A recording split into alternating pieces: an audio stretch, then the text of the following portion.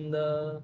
Hare Krishna Krishna Krishna Hare Hare, Hare Ram Ram Ram Hare Hare. Thank you very much सभी वैष्णव और वैष्णवी भक्तों को हमारा प्रणाम और सभी का स्वागत। आज इस वीकेंड का लास्ट यानी कि इस हफ्ते का थर्ड डे का हमारा अंतिम अर्ध विराम वाला कथा। तो कथा शुरू करने से पहले जैसा हमारा प्रक्रिया होता है कि आप लोग सभी अपने जो बीत गया, जो पास्ट टाइम हमने सुन लिया और जो हमने समझ लिया भगवान की कथा को, तो उसका थोड़ा सा रिकॉल यानी स्मरण, इसको हम लोग बोलते हैं स्मरण प्रक्रिया।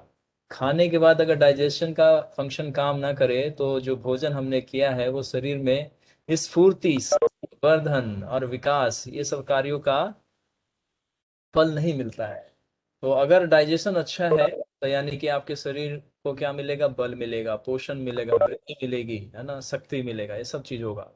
उसी तरह कथा करने के बाद, अगर आपने कथा सुनने के बाद अगर आपने उसका मनन नहीं किया तो फिर वो कथा का जो फल है वो अच्छी तरह से आपको प्राप्त नहीं होगा।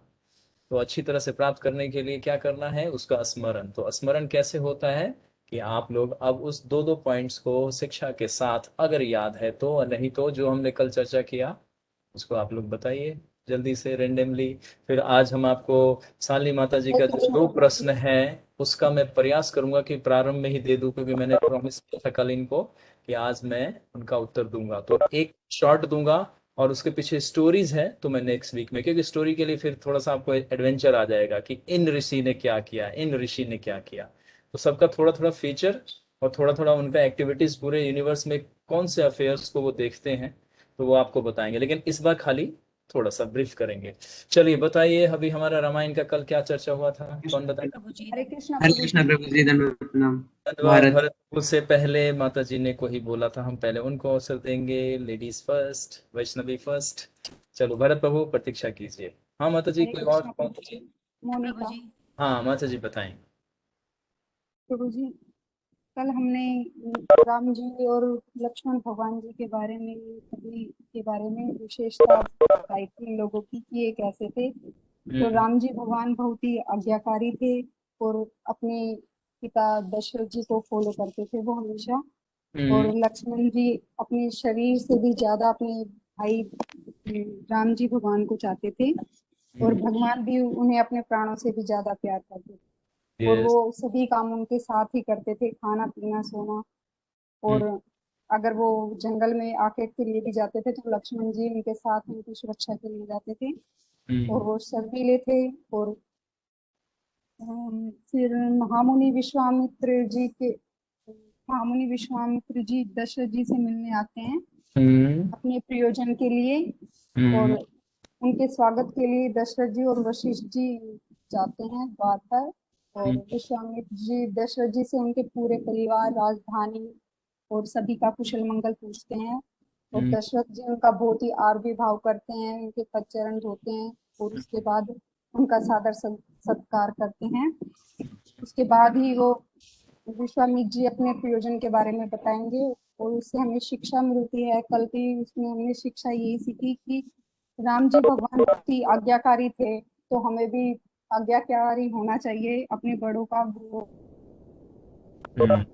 Good, very nice. और भी कोई है आपका? केन? अच्छे से फॉलो करना चाहिए सभी हम्म को। और एक बात सबसे मेन इसमें कि हमें एकजुट रहना चाहिए, ताकि हम पे कोई विपत्ति आए तो हम साथ में अच्छे से मिलकर उसको हैंडल कर सके। वो कहावत है, एकता में बहुत ही बल है। तो हम्म। ये सीखा। थैंक यू प्रभु जी। यस। हरे तो कृष्ण। यानी कि फैमिली कल्चर कैसा होना चाहिए अब आप लोगों को दिख रहा है, समझ में आ रहा है। हम लोगों का वैदिक कल्चर जो खो गया है हमसे, उसको हम लोग वापस लाने का प्रयास कर रहे हैं। तो कैसा होना चाहिए पारिवारिक परिवेश, फैमिली रिलेशन, डीलिंग, सबका एक साथ प्रसाद पाना, सबका एक साथ बैठ के कथा सुनना, सबका एक साथ बैठ के कोई विचार विमर्श करना, सबको प्रॉपर अटेंशन देना, सबको अना इम्पोर्टेंस देना, हर एक दूसरे के फीलिंग को रिस्पेक्ट करना, फिर उनको अच्छे तरह से गाइड करना। छोटे लोगों को बड़े लोगों की बातें माननी चाहिए, बड़े लोग छोटे लोगों को बहुत अटेंशन दे के उनके नीड्स को सोच समझ के उनको फुलफिल करना चाहिए। तो ये रामायण का पूरा फैमिली डिस्क्रिप्शन है। तो आई होप कि सभी लोग अच्छे से इसको समझ रहे हैं और धीरे धीरे अपने फैमिली में इसको अप्लाई कीजिए, क्योंकि आप लोग हेड ऑफ फैमिली हैं। अगर आप लोगों ने इस संस्कार और शिक्षा को अपना लिया तो आगे जो भी आपके पीछे से जो भी परंपरा आ रहा है उसको ये कल्चर मिल जाएगा। कहते हैं ना, विरासत में मिला हुआ है हमें। हम लोगों का भारतवर्ष ऐसा सुंदर कंट्री है पूरे वर्ल्ड में, होता है ना, देवी देवता इस भूमि पे आने के लिए तपस्या करते हैं। कुरुक्षेत्र, ये जो आज हम लोग कुरुक्षेत्र जहाँ पे भगवान ने युद्ध किया कौरवों पांडवों के मध्य, तो वही वही स्थान है जिसको धर्म क्षेत्र, इसीलिए महाभारत के पहले श्लोक में धृतराष्ट्र जो पहला श्लोक बोलते हैं, 700 श्लोकों में पहला महाभारत का ये है ना युद्ध पर्व में जो आता है, तो उसमें सबसे पहले धर्म क्षेत्र। धर्म क्षेत्र यानी कि ये धर्म का क्षेत्र है, तपोभूमि है। पे ब्रह्मा जी ने तपस्या किया है, ऋषियों ने तपस्या किया है, देवी देवताओं ने तपस्या किया है सतयुग में। तो उस समय में ये कुरुक्षेत्र के नाम से प्रसिद्ध नहीं था, तपोभूमि और धर्म क्षेत्र के, इसीलिए धर्म क्षेत्र बोला गया।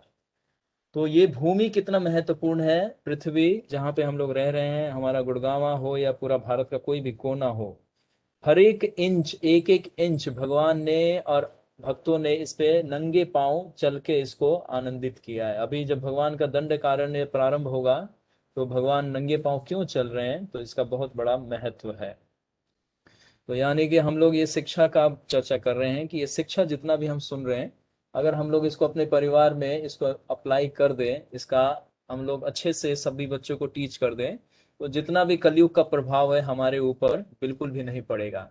तो इसको कैसे समझना है कि कलयुग इतना शक्तिशाली है तो हमारे ऊपर प्रभाव कैसे नहीं पड़ेगा, तो इसका बड़ा सरल उदाहरण है हमारे पास कि जब खूब तेज घनघोर वर्षा होती है और आपको घर से बाहर निकलना ही पड़ता है किसी आवश्यक कार्य के लिए, तो वो व्यक्ति का थोड़ा सा वर्षा से सुरक्षा हो जाता है जिसके पास छतरी हो, अम्ब्रेला।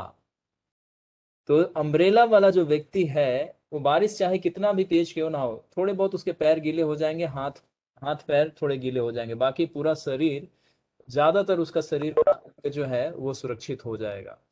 उसी तरह से कलयुग चाहे कितना भी दुष्प्रभाव क्यों नहीं डाले, लेकिन भक्तों के ऊपर और आध्यात्मिक चेतना के ऊपर इसका प्रभाव कम पड़ता है। और जो व्यक्ति इसको ईमानदारी से यानी कि ऑनेस्टी से अपने गुरु और शास्त्र और भगवान के वचन को पालन करता है, उसको आप देख के अपने जीवन को है ना प्रेरणा दीजिए कि वो व्यक्ति अगर इस कलयुग में इतने दुखों के संसार में रहते हुए भी सुखी कैसे है, तो हम क्यों नहीं हो सकते, अगर वो हैं तो हम क्यों नहीं, क्योंकि हम सबका मार्ग एक ही है ना। तो कलयुग का जैसे उदाहरण दिया कि वर्षा के समय अगर छतरी है तो आप बारिश के बूंदों से अपने आप को बचा सकते हैं, उसी तरह से कलयुग में कलयुग का प्रभाव चाहे कितना ही क्यों ना, बहुत मतलब ये चारों युगों में सबसे पतित युग बताया गया है इसको। इसमें जीवात्मा को जितना कष्ट मिलता है वो अन्य युगों में इतना कष्ट नहीं मिलता है, इसीलिए सारे क्रिमिनल्स इसमें छट छट के आते हैं। कहते हैं ना, खूंखार कैदियों को रखा जाता है एक विशेष तरह के कारागार में, बंदी गृह में। उसी तरह कलयुग में जहां पे भी ये चरण होता है वहां पे जीवात्माओं को बहुत कष्ट मिलता है, लेकिन ये कष्ट बहुत उसका नॉमिनल हो जाएगा, बहुत हल्का हो जाएगा, लाइट हो जाएगा, कब, जब वो भगवान की शरणागति लेगा और इन शिक्षाओं को पालन करेगा। तो परिवार में अगर हम ये रामायण की शिक्षाओं को अप्लाई करवा दे सारे बच्चों को, है ना, प्रेम से, थोड़ा कभी कभी सख्ती भी करना पड़ता है, तो हमने बताया था ना कि कुम्हार के बर्तन की तरह बच्चों को टीचिंग देना चाहिए, जहां पिटाई की जरूरत है अच्छे से पिटाई करनी चाहिए, और जहां पे प्रेम है अच्छे से बैठा के उनको स्नेह भी देना चाहिए, ताकि उनको ये महत्व पता चल जाए कि जब हम गलत करते हैं तब पिटाई होती है। तो इस तरह से ये सारी शिक्षाएं जो हम लोग सुन रहे हैं, प्रार्थना यही है, यही शुद्धिकरण का मार्ग है, ये इसी से हमारा आत्मा का जो अज्ञानता का जो आवरण है वो हटेगा और हमारे जीवन में जितना भी दुख है ये सब कम हो जाएगा। तो मेरा प्रार्थना यही है कि आप लोगों को भगवान से शक्ति प्राप्त हो और आचार्यों का, प्रभुपाद जी का कृपा हो, वाल्मीकि जी का विशेष कृपा हो कि आप लोग इस सारे शिक्षाओं को अपने डे टू डे लाइफ में अप्लाई कर पाए, लेकिन अंडर गाइडलाइन में, क्योंकि कलयुग है, कहाँ पे विनम्र बनना है कहाँ नहीं बनना है तो ये गुरु आपको सिखाएंगे। धन्यवाद मोनिका माता जी। और कोई एक भक्त है जो एक दो पॉइंट और बताएं, ऑलमोस्ट इन्होंने कवर किया, कोई शिक्षा विशेष। भरत प्रभु, now your turn. Hare Krishna प्रभु जी। प्रभु यस। जी, कल आपने बताया था कि महाभागवत के 26 गुण होते हैं, लेकिन आचार्य कहते हैं कि अगर हम एक भी गुण विकसित कर ले तो हम एलिजिबल हो जाते हैं भगवान को बचाने के लिए। और जो भगवान राम के भाई थे वो सभी उनकी बहुत अच्छे से सम्मान करते थे, उनकी रिस्पेक्ट करते थे और सब उनसे प्रेम करते थे। और जो लक्ष्मण जी थे वो उन्होंने मैक्सिमम सेवा करी थी राम जी के पूरे रामायण में। हम्म। और जो मतलब ये सब आपस में बहुत प्यार करते थे और फैमिली में इनकी यूनिटी रहती थी, तो उससे हमें टीचिंग मिलती है कि हमें साथ में ये सभी बच्चों को मिलकर रहना चाहिए, भाई बहनों को और सभी परिवार के सदस्य को भी साथ में रहना चाहिए ताकि यूनिटी रहे फैमिली में। और आपने अयोध्या भावेश। का अर्थ बताया था कि अयोध्या का अर्थ होता है कि जहाँ पर कोई घरेलू सामाजिक या राजनीतिक युद्ध ना हो। यस, उसी को अयोध्या बोला जाता है, जहां पे किसी भी प्रकार का कोई युद्ध ना हो। युद्ध वाणी से भी होता है, युद्ध शरीर से भी होता है, युद्ध मन से भी होता है। तीन तरह से युद्ध हो सकता है ना। Yes, good. और भी कोई पॉइंट है भरत प्रभु?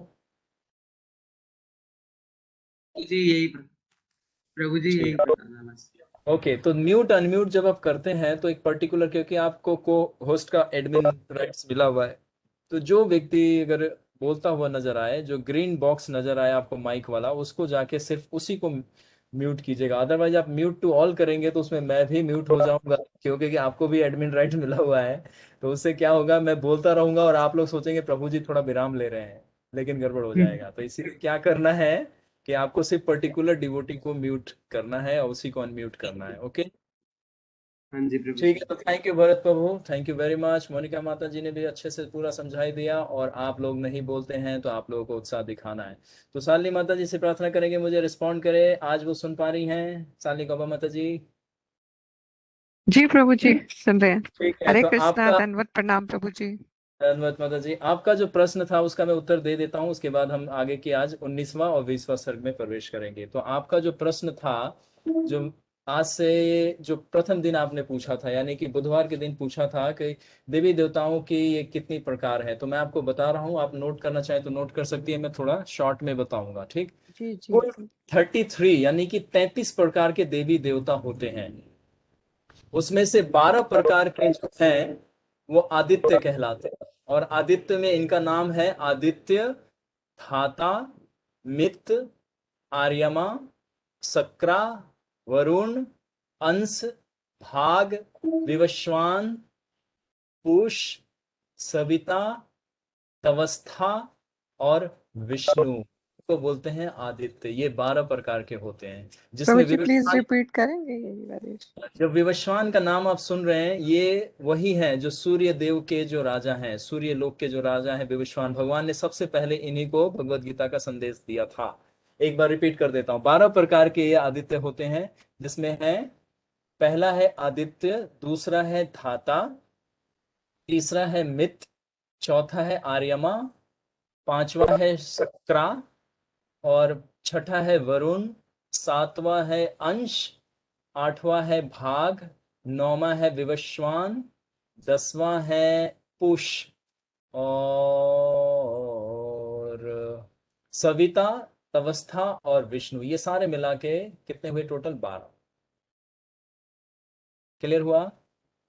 8 प्रकार के वसु हैं, इनका नाम है धर, ध्रुव, सोम, अह, अनिल या अनल, प्रत्युषु और प्रभास। ये सारे क्या कहलाते हैं? वसु। और इसी में से एक वसु भीष्म पितामह थे महाभारत में, ठीक। फिर हम आगे आते हैं रुद्र। 11 प्रकार के रुद्र होते हैं, और ये हमारे भावेश प्रभु का एक प्रश्न था, जो भरत प्रभु के हमारे छोटे अनुज भ्राता हैं, हमारे भी अनुज भ्राता हैं, उनका ये प्रश्न था। तो अगर वो सुन रहे हैं तो वो भी नोट कर सकते हैं। आपने पूछा था कि 11 प्रकार के लॉर्ड शिवा का इनकारनेशन है, तो उसमें से अलग अलग समय में एक रुद्र अवतार प्रकट होते हैं। जैसे इसी रामायण में हनुमान जी भी रुद्र अवतार हैं लॉर्ड शिवा के। तो ये रुद्र 11 प्रकार के हैं। पहला है हर, फिर दूसरा है बहुरूप, फिर त्रैबक, फिर चौथा अपराजिता, फिर उसके बाद वृषा कापी, उसके बाद शंभु, उसके बाद करपादी, उसके बाद रेवात, उसके बाद मृगव्याध, उसके बाद सर्वा, और लास्ट में कपाली। तो ये 11 प्रकार के रुद्र हैं। और फिर 2 प्रकार के, है ना, कौन है देवता जो कहलाते हैं? अश्वनी कुमार। अश्विन और कुमार, ये अश्वनी कुमार एक साथ नाम लिया जाता है तो आपको लगता है कि एक ही नाम है, लेकिन ये दो भाई हैं। और ये सारा मेडिकल डिपार्टमेंट टेक केयर करते हैं हमारे डेमीगॉड के, यानी कि ये डॉक्टर हैं, ये लोग वैद्य हैं। और इनका उत्पत्ति क्षीर सागर से हुआ था। जब मंथन हुआ था, समुद्र मंथन लीला, तो उसी में से इनका प्राकट्य हुआ था। तो इस प्रकार से 12, 8, 11, 2 यानी कि 33 प्रकार के देवी देवता ये पूरे यूनिवर्सल अफेयर को देखते हैं। तो अब आप लोगों को क्लियर हो गया? शालिनी माता जी, कोई डाउट? प्रभु जी मैं पूरे नाम नहीं लिख पाई हूँ, थोड़े थोड़े बीच में रह गए। मैं आपको पर्सनली व्हाट्सएप कर दूंगा, ठीक है? आप देख थैंक यू प्रभु लीजिएगा जी, उसमें। थैंक यू ठीक प्रभु है, जी। अब मैं एक चीज और आप ही का उत्तर दे रहा हूं, मैं दे दूंगा। मैंने आपको खाली समझा दिया कि किस प्रकार से आदित्य, वसु, है ना, और रुद्र होते हैं। मेन ये आदित्य और वसु और रुद्र, ये तीन बहुत पावरफुल डेमिगॉड्स हैं। तो रुद्र में प्रभु लॉर्ड जी शिवा इनमें का भी। क्या फर्क क्या होता है? जैसे रुद्र, वसु और देवता हैं दो प्रकार के, तो इनका फर्क क्या है? सभी देखने में एक मनुष्य जैसे दिखते हैं, सभी में डेमी क्वालिटीज होते हैं, सभी का हम्म। स्वभाव अच्छा होता है, सभी हम्म। काइंड होते हैं, सभी लोक ये हित में कार्य करते हैं। तो इनमें हम डिफरेंशिएट कैसे करेंगे? क्या मतलब कैसे इनका डिफरेंशिएट? इनका वे ऑफ एक्शन और इनका एडमिन पावर जो अलॉटेड है वो लिमिटेड है इन लोगों का। जो सबसे ज्यादा है वो रुद्र को मिला, यानी कि lord Shiva as equal as कैसे हैं, वो भगवान विष्णु के समान है। इनका उनसे एडमिन बड़े नहीं पावर। है और उनसे उनसे स्वतंत्र भी नहीं है। पावर में I am talking about the power, जो उनको क्षमता मिली हुई है ना। तो मैं आपको समझा रहा हूँ, जैसे देखिए, आप मिलिट्री में या पुलिस के उसमें डिपार्टमेंट में जाएं तो एसीपी, आईएसपीएस और डीएसपी और इंस्पेक्टर, कांस्टेबल, सिपाही, इस तरह से होते हैं। तो ये सारे ही पावरफुल है, क्योंकि एक सेंस से ये सारे गवर्नमेंट के रिप्रेजेंटेटिव हैं। अगर आपके सामने कोई हवलदार आके आपको कोई मैसेज दे तो आपको पूरा रिकॉग्नाइज करना पड़ता है। क्यों? क्योंकि वो किसके बिहाफ पे आया है? गवर्नमेंट के, है ना। लेकिन वहीं पे कोई इंस्पेक्टर आ जाए आपके घर पे या एसएचओ आ जाए तो आप थोड़े से और हाईली रिस्पेक्ट उसको करेंगे, जबकि वो इक्वल ही है किसके? जो सिपाही आया था, हवलदार आया था। और वहीं पे एसीपी और डीसीपी आ जाए, आईएएस कोई ऑफिसर आ जाए, तो थोड़ा इंस्पेक्टर से और हाई ज्यादा रिगार्ड उसको रिस्पेक्ट देंगे आप, है ना। अब सोचिए कि प्राइम मिनिस्टर ही आपके घर आ जाए, साली गौबा जी हम आपके लिए इनविटेशन लाए हैं जन्माष्टमी का, चलिए इस्कॉन मंदिर। तो आप सोचेंगे ओहो ये तो ग्रेट ऑनर हो गया मेरे लिए, इतना बड़ा पर्सनालिटी मेरे पास आया।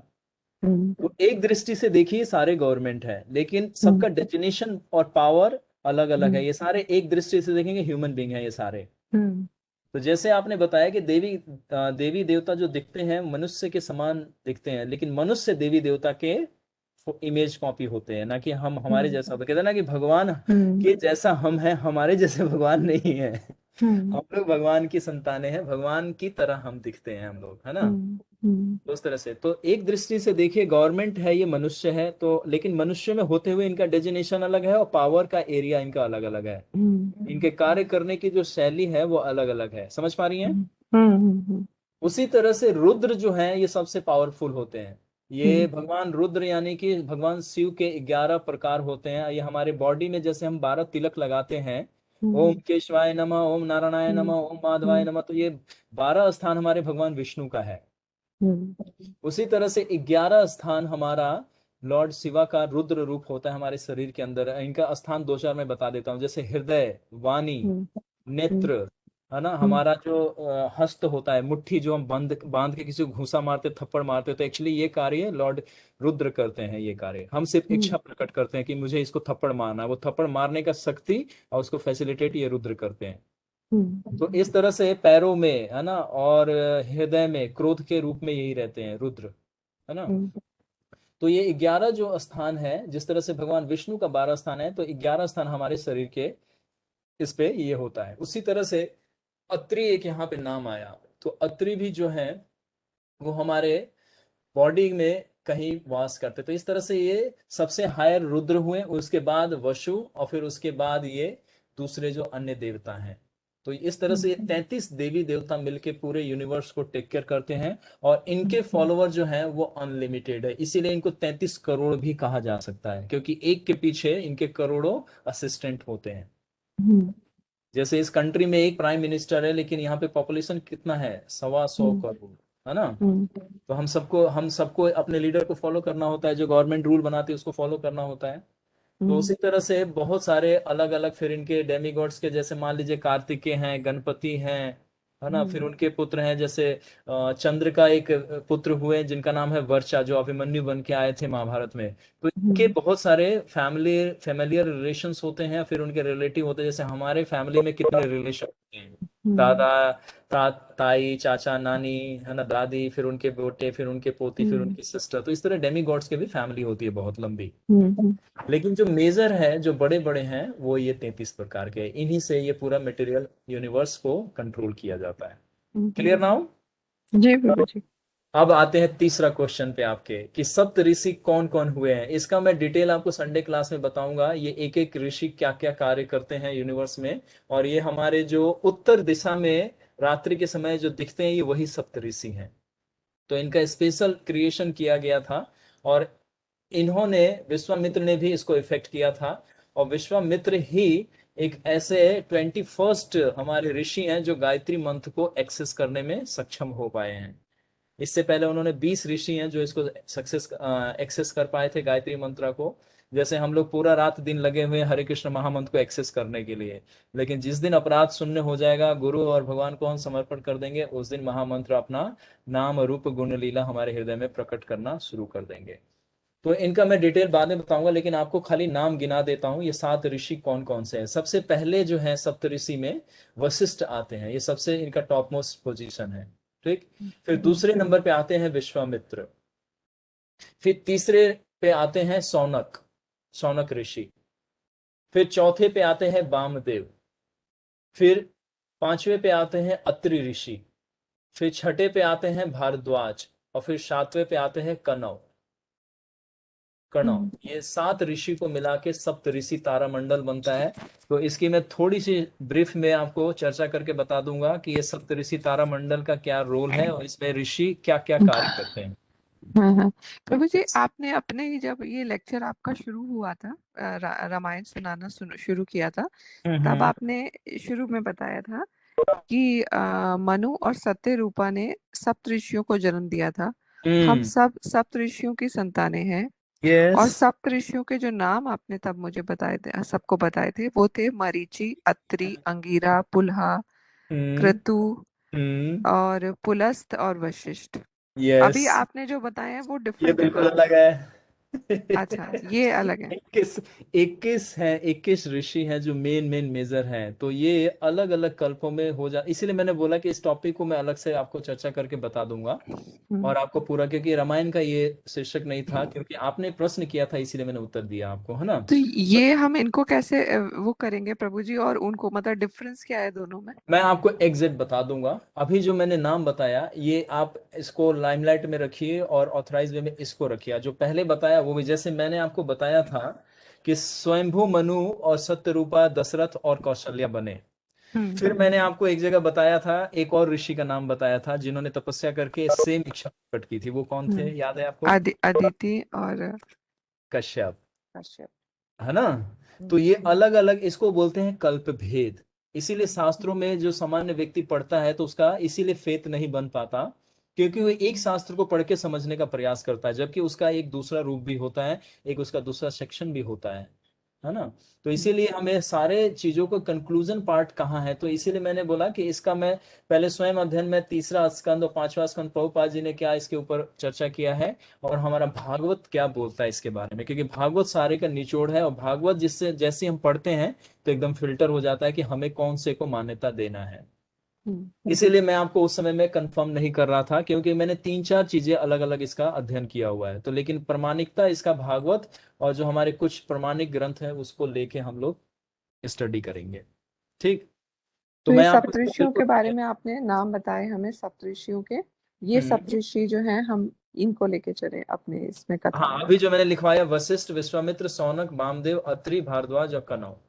हम्म अब जो पहले आपको बताया था, जो आप संडे क्लास में पूछी थी, हम्म वो भी है। लेकिन अब वो कैसे है, तो फिर मैं आपको दूसरी तरह से समझाऊंगा उसको। जी प्रभु जी। ये सप्त ऋषि एक ही है, जैसे ब्रह्मांड हमारा ये ब्रह्मांड एक है, लेकिन आपको पता है कि अनंत कोटि ब्रह्मांड है। हाँ। तो हर एक का अलग अलग फंक्शन है। जैसे इस ब्रह्मांड में हमारे ब्रह्मा जी चतुर्मुखी हैं। अब मैंने आपको बताया है संडे लेक्चर में कि एक एक ब्रह्मांड में ऐसे ऐसे ब्रह्मा हैं जिनके 50,000 मुख हैं, 1 लाख मुख हैं, करोड़ों मुख हैं। अब सोचिए उस यूनिवर्स का एडमिन पावर कितना कॉम्प्लिकेटेड होगा, उसको एडमिन करने के लिए कितना बुद्धि चाहिए। तो उसी तरह से अलग अलग जो ब्रह्मांड है उसकी अलग अलग संरचना है और उसका अलग अलग कार्यविधि है। तो उसी तरह से ये चीजों को हमें देखना है कि इस ब्रह्मांड में जहां पे हम रह रहे हैं इसका क्या प्रामाणिकता क्या है, ऑथेंटिसिटी इसका क्या है। ठीक, तो मुझे थोड़ा सा समय चाहिए होगा, फिर मैं आपको ऑथराइज वे में इसको मैं बता पाऊंगा आपको। ठीक, तो अभी सिर्फ साथ में इनका डिटेल भी बता दूंगा कि एक एक ऋषि क्या ये कार्य करते हैं। जैसे जल देव, जल के एडमिन के पावर को देखते हैं कि जल कहाँ पे वर्षा करनी है कहाँ नहीं करनी है। अग्निदेव ये देखते हैं कि कहाँ पे अग्नि उज्ज्वलित करनी है नहीं करनी है। सूर्यदेव ये देखते हैं कि कहाँ पे रोशनी प्रदान करनी है नहीं करनी है। पवन देव ये देखते हैं कि कहाँ पवन देना है, कौन सा पवन, 10 तरह के है ना पवन होते हैं, तो उनको कहाँ कहाँ उनको प्रोवाइड करना है। समझ रही है। जी। उसी तरह से सप्त ऋषि हमारे नक्षत्रों को प्रभावित करते हैं। जैसे हमारा जब बर्थ होता है, देखिए अभी जब राम जी का बर्थ हुआ था तो उसमें 1-2 ऋषियों का नाम आया, नक्षत्रों का नाम आया, है ना। उसी तरह से ये हमारे जीवन के कार्य शैली को प्रभावित करते हैं। हम कैसे स्वभाव के होंगे, हमारा कर्म कैसा होगा, हम पूर्व जन्म में कर्म किए तो वो इस जन्म में कैसा उसका फल मिलेगा, ये लोग इसको प्रभावित करते हैं। समझ पा रही हैं। जी प्रभु जी।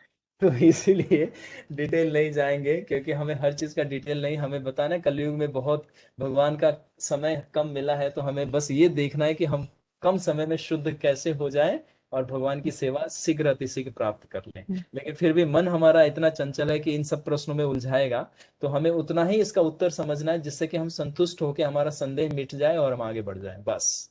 क्योंकि हमारे पास इतना समय नहीं कि हम सारे ग्रंथों को डिटेल में चर्चा करें, है कि नहीं। लेकिन जब मन में उलझन आए तो उसको शांत करना है। जैसे कहते हैं ना, बच्चा जब ज्यादा चिल्लाने लगे तो उसको माता को अटेंशन देना पड़ता है कि क्या चाहिए बोलो, तो फिर थोड़ा बहुत उसको दे के समझा बुझा के उसको उलझा देती है। तो मन को वैसे थोड़ा सा उत्तर दे के उसको समझा देना है कि सारा कुछ कृष्ण के पास जाने के बाद सारा उत्तर मिल जाएगा, घबराइए मत। ठीक है, तो आई होप कि आपको तीनों आंसर का थोड़ा थोड़ा इसका डिटेल मिल गया आज। जी प्रभु जी, थैंक यू।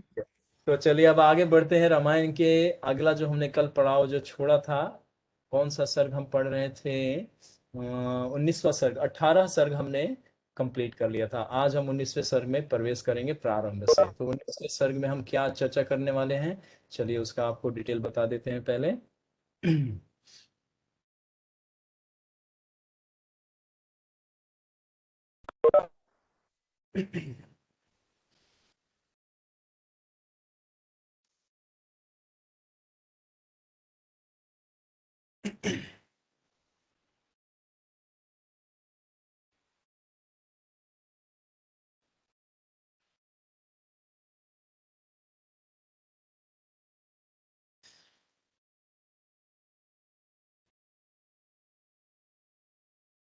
तो 18वें सर्ग में हमने जात कर्म, नाम संस्कार, विद्या संस्कार और उनके स्वभाव, उनका चरित्र, उनका क्या पसंद था भगवान के, और उनके भ्राता का, 4 पुत्रों का, और दशरथ महाराज का क्या अब उनका दिनचर्या बीत रहा था बालकों के संग में क्रीड़ा करते हुए।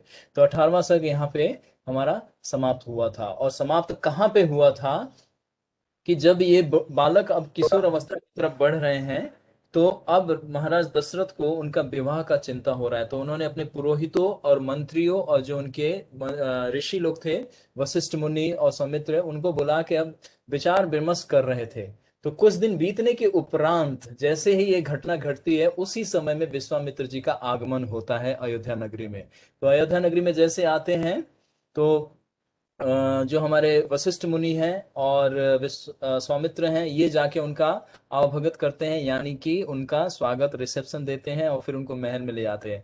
तो दशरथ महाराज उनसे सारी चर्चा करने के बाद कहते हैं कि मेरे लायक कोई सेवा है और आपको लगता है कि मैं वो सेवा कर पाऊंगा, तो अवश्य मुझे वो अवसर दीजिए, मैं वो सेवा करना चाहूंगा। तो विश्वामित्र जी अब अपना प्रयोजन डिस्क्लोज करने जा रहे हैं। तो हल्की सी मंद सी मुस्कान अपने फेस पे लाते हुए वो किसको दृष्टिपात कर रहे हैं, दशरथ महाराज को कि अब जो मैं वाक्य बोलूंगा अब इनको क्या होगा, शोक होगा, यानी कि संताप होगा। इसीलिए इसका हेड क्या, हमने इनका हेडलाइन क्या दिया है और टाइटल क्या दिया, the sorrow of the king Dasharath, यानी कि इनका अब संताप शुरू होगा। मतलब इनको जो प्राण प्रिय जो राम है वो इनसे अब विलग होने जा रहे हैं।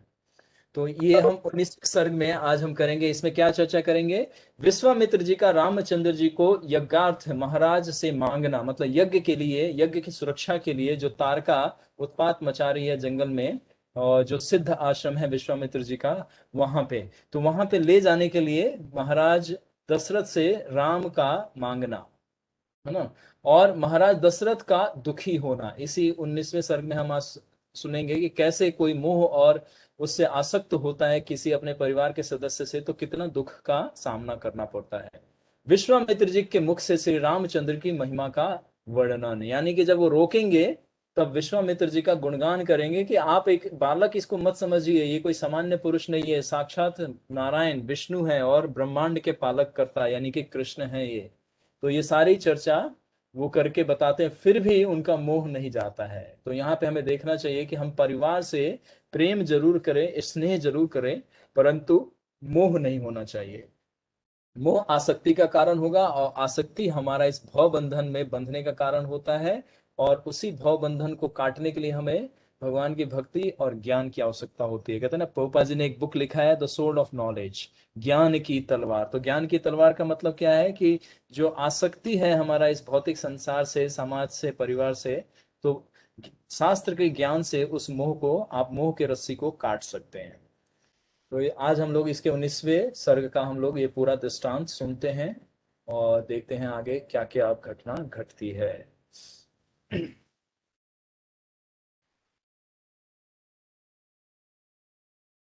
तक्षुतं राजसिंहस्य वाक्यमुदं तविस्तरं हष्टरोमा महातेजा विश्वामित्रो अभ्यभावपत्। राज सिंह, महाराज दशरथ के अद्भुत और विस्तृत, है ना, नमन वचन सुन महातेजस्वी विश्वामित्र हर्षित हो कहने लगे। यानी कि जैसे ही दशरथ महाराज ने कहा, उनको प्रणाम करते हुए कि विश्वामित्र आप महर्षि हैं और हमारे इस राज्य में अपना चरण पधारे हैं, तो हमारा सौभाग्य है और हमें आप जैसे ब्राह्मण की सेवा का अवसर मिला है, तो कृपया कर आप मुझे वो सेवा बताएं जो मैं करने में सक्षम हूं, और वो अवश्य मेरे से वो सेवा आप ले लीजिए। ऐसा अपना मत प्रकट कर रहे हैं विश्वामित्र जी के सामने। तो यहाँ पे क्या है कि हम लोग वैष्णव भक्तों से, है ना, कोई भी अगर वो हमारे जीवन में सेवा हमारे से स्वीकार करते हैं तो हमारा जीवन शुद्ध होता है। तो दशरथ महाराज का यही भाव था कि ब्राह्मण और वैष्णव की सेवा की जाए। इसीलिए भगवान को भी ब्राह्मण और वैष्णव बहुत अत्यंत प्रिय है। और गाय माता, ये हमने बताया था, नमो ब्राह्मण देवाय गो ब्राह्मण हिताय च जगत हिताय कृष्णाय गोविंदाय नमो नमः। यानी कि उस गोविंद को जो गाय के पालन करते हैं, ब्राह्मणों के पालन करते हैं, वो दो दो वस्तुएं उनको अत्यंत प्रिय है। तो आगे ये वचन सुनने के बाद विश्वामित्र जी से प्रार्थना अभी कर ही रहे हैं, तो आगे आगे प्रार्थना क्या करते हैं, हे राज सादुल, ऐसे वचन आप जैसे इक्ष्वाकु कुल वंश और वशिष्ठ जी के यजमान को छोड़ और कौन कहेगा। ये वचन किसका है, ये हमारे विश्वामित्र जी का है। मतलब जब पहला उन्होंने बोला कि विस्तृत वचन सुनकर महातेजस्वी विश्वामित्र हर्षित हो गए, जब उन्होंने पहला वचन यानी कि 18वां जब हमारा सर्ग अंत हुआ था, वहां पे क्या बोले थे दशरथ महाराज, ये बोले थे ना कि मेरे योग्य कोई सेवा है तो बताइए। तो वो वचन सुनने के बाद विश्वामित्र जी ने ये 2 लाइन बोले, क्या बोले, राज सिंहासन महाराज दशरथ के अद्भुत और विस्तृत वचन सुनकर महातेजस्वी विश्वामित्र हर्षित हो कहने लगे कि हे राज सादुल, ऐसे वचन आप जैसे, मतलब ये वचन जो है आपके इक्ष्वाकु वंश में जो उत्पन्न हुए हैं वही कहते हैं, उन्हीं को शोभा देता है, और आप भी उसी वचन को दोहरा रहे हैं। यानी कि ये भाव बोलने का अर्थ क्या है कि इक्ष्वाकु में जितने भी परंपरा चली है वो ब्राह्मणों को और वैष्णवों को बहुत सम्मान देते थे, उनकी सेवा करते थे। महाभारत में भी देखा जाए तो युधिष्ठिर महाराज गैम्बलिंग मैच के बाद, मतलब जुआ में सब कुछ हारने के बाद, उनका भाव यही रहता था।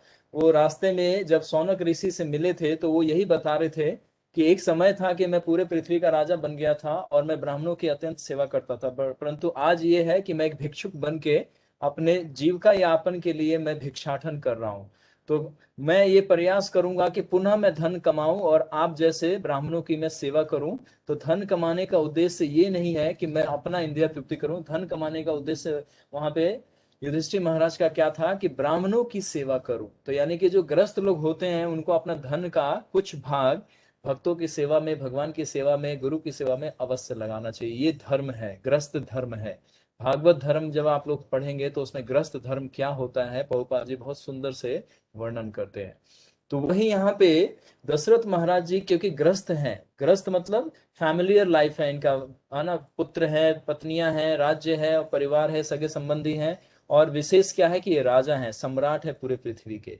तो इनके पास किसी चीज की कमी नहीं है, ये जिसको चाहे जो सेवा दे सकते हैं। तो उसी भाव को जानते हुए विश्वामित्र जी कह रहे हैं कि इक्ष्वाकु वंश का ये परंपरा रहा है कि उन्होंने जो भी वैष्णव और ब्राह्मणों की सेवा किया है वो अपने वचन से, मन से, तन से, तीनों से सेवा किया है। और आप दशरथ उसी परंपरा को आगे बढ़ा रहे हैं, यानी कि पहले गुणगान किया जा रहा है।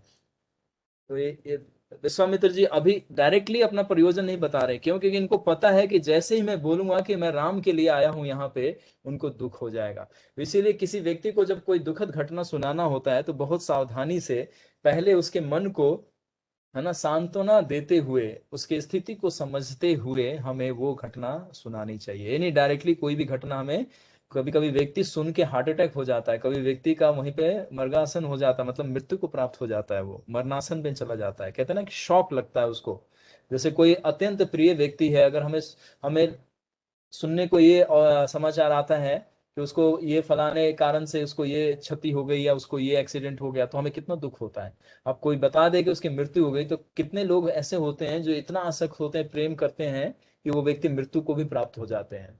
तो उसी तरह से यहाँ पे विश्वामित्र जी दशरथ महाराज को प्रत्यक्ष रूप से नहीं बता रहे हैं कि उनका आने का प्रयोजन क्या था। वो पहले सारा हालचाल पूछते हैं, उनका सारे परिवार का, राज्य का, मंत्रियों का, फिर उनका व्यक्तिगत, उनका स्वास्थ्य के बारे में, फिर उनके राज्य के बारे में कि आप कैसे रूल कर रहे हैं, सब कुछ। अब वो जब वो इच्छा प्रकट कर दिए कि मुझे सेवा दीजिए, मैं सेवा करना चाहता हूँ, तब अब देखिए पहले उनके वंश परंपरा को ग्लोरीफाई किया जाता है कि आप ही दानी नहीं थे, आपके पिता भी दानी थे, जो राजा, आप राजा के पुत्र, अजा के वो थे पुत्र। अजा से पहले इक्ष्वाकु में जितने भी राजा आए हैं वो सारे दानी और ब्राह्मणों के सेवक हुए हैं। तो आप भी उसी परंपरा को आगे बढ़ा रहे हैं। तो कह रहे हैं कि यजमान को छोड़ और कौन कहेगा, यानी कि आपके जैसा उदार प्रवृत्ति के व्यक्ति ही ये बात को बोल सकता है। हे राजन सरदुल, अब मैं अपने मन की बात कहता हूं। अब जाके डिस्क्लोज करने जा रहे हैं, कौन? विश्वामित्र जी अब कहने जा रहे हैं, कह रहे हैं कि अब मैं अपने मन की बात कहता हूं। ये स्टेटमेंट किसका है? विश्वामित्र जी का है। किसके लिए है? दशरथ के लिए। उसके अनुसार कार्य कर आप अपनी प्रतिज्ञा को सत्य कीजिए। अगर आपने इच्छा की है सेवा करने की तो आप अब अवश्य कीजिए। अब आप में इतनी ही उत्साह है और इतनी इच्छा है ब्राह्मण और ऋषियों की सेवा करने के लिए, तो सुनिए अब मैं आपसे कहने जा रहा हूं।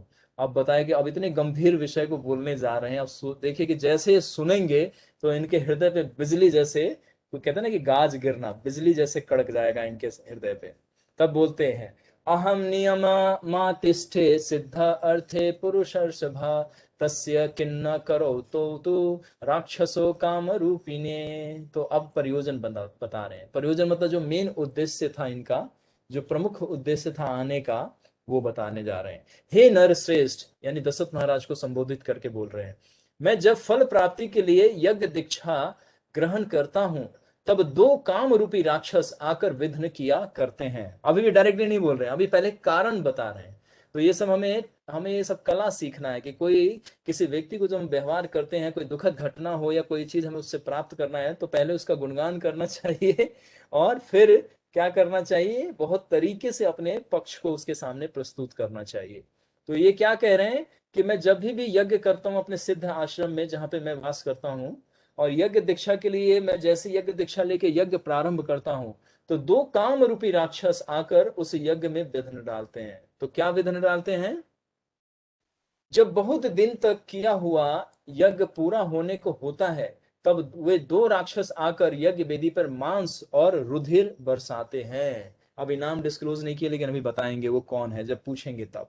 तो कह रहे हैं कि जब मैं यज्ञ प्रारंभ करता हूं तो ये एक बार नहीं, बारंबार, यानी कि बहुत बार ऐसी घटना घट गई है और मेरा यज्ञ कभी भी सफल नहीं हो पाता और मैं विशेष यज्ञ करने का प्रयास करता हूँ। तो जैसे यज्ञ के जब समाप्ति पे आता है उसी समय में वो दोनों राक्षस प्रकट होते हैं। और क्या, मांस और रुधिर, मांस मतलब मीट है ना, फ्लैश, मांस और रुधिर, रुधिर मतलब ब्लड, यानी कि खून, मांस और खून की वर्षा करने लगते हैं यज्ञ कुंड के ऊपर। जो यज्ञ जल रहा होता है, जहां पे आहुति पड़ रहा होता है, भविष्य डाल रहे होते हैं, उसमें वो लोग क्या करते हैं, मांस का टुकड़ा गिरा देते हैं, मरे हुए मुर्दे या मनुष्य या जानवर मरे होते हैं उनको लाके, और उनका रुधिर यानी कि उनका खून उसमें डाल देते हैं, तो वो पूरा अपवित्र हो जाता है और हमारा यज्ञ हर बार विफल हो जाता है। तो ये अपना पहला कारण बता रहे हैं। इससे मेरा यज्ञ नष्ट हो जाता है और मैं निरुत्साहित होकर वहां से हट जाता हूं, क्योंकि वो इतना शक्तिशाली है ये राक्षस की विश्वामित्र भी उसका वध नहीं कर पा रहे। अब सोचिए, ये वही विश्वामित्र हैं जो वशिष्ठ मुनि को चुनौती दिए थे और वशिष्ठ मुनि से हार के भागे थे, और फिर जाके ये अभी ब्रह्म ऋषि बन चुके हैं। तो सोचिए कि इनके पास क्या क्या शस्त्र हैं। अब वो राक्षस, दो दो राक्षस जो हैं यहाँ पे, वो कितने शक्तिशाली होंगे, यानी कि इससे भी डबल शक्तिशाली हो सकते हैं कि उनको परास्त नहीं कर पा रहे हैं। हे राजन, इस यज्ञ में प्राय एक मिनट रुकिए।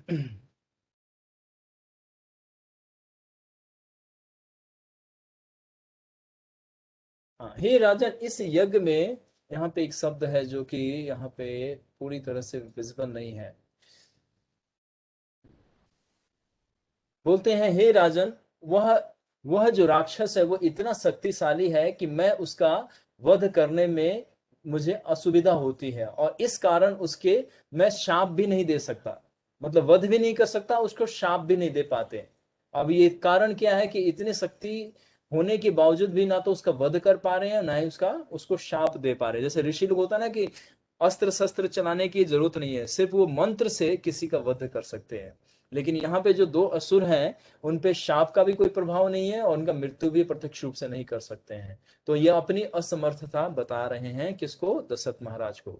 स्वपुत्रम राज शार्दूला राम सत्य पराक्रमम काक पक्ष धर्म सूरा ज्येष्ठ में दातु महर्षि। ए तो ये, हे राजन शार्दुल, सत्य पराक्रमी और शीश पर जुल्फे रखाए हुए, यानी कि भगवान के एक्रेलिक बाल हैं यहाँ पे, जैसे हम लोगों के घुंघराले, हिंदी में इसको घुंघराले बाल कहेंगे।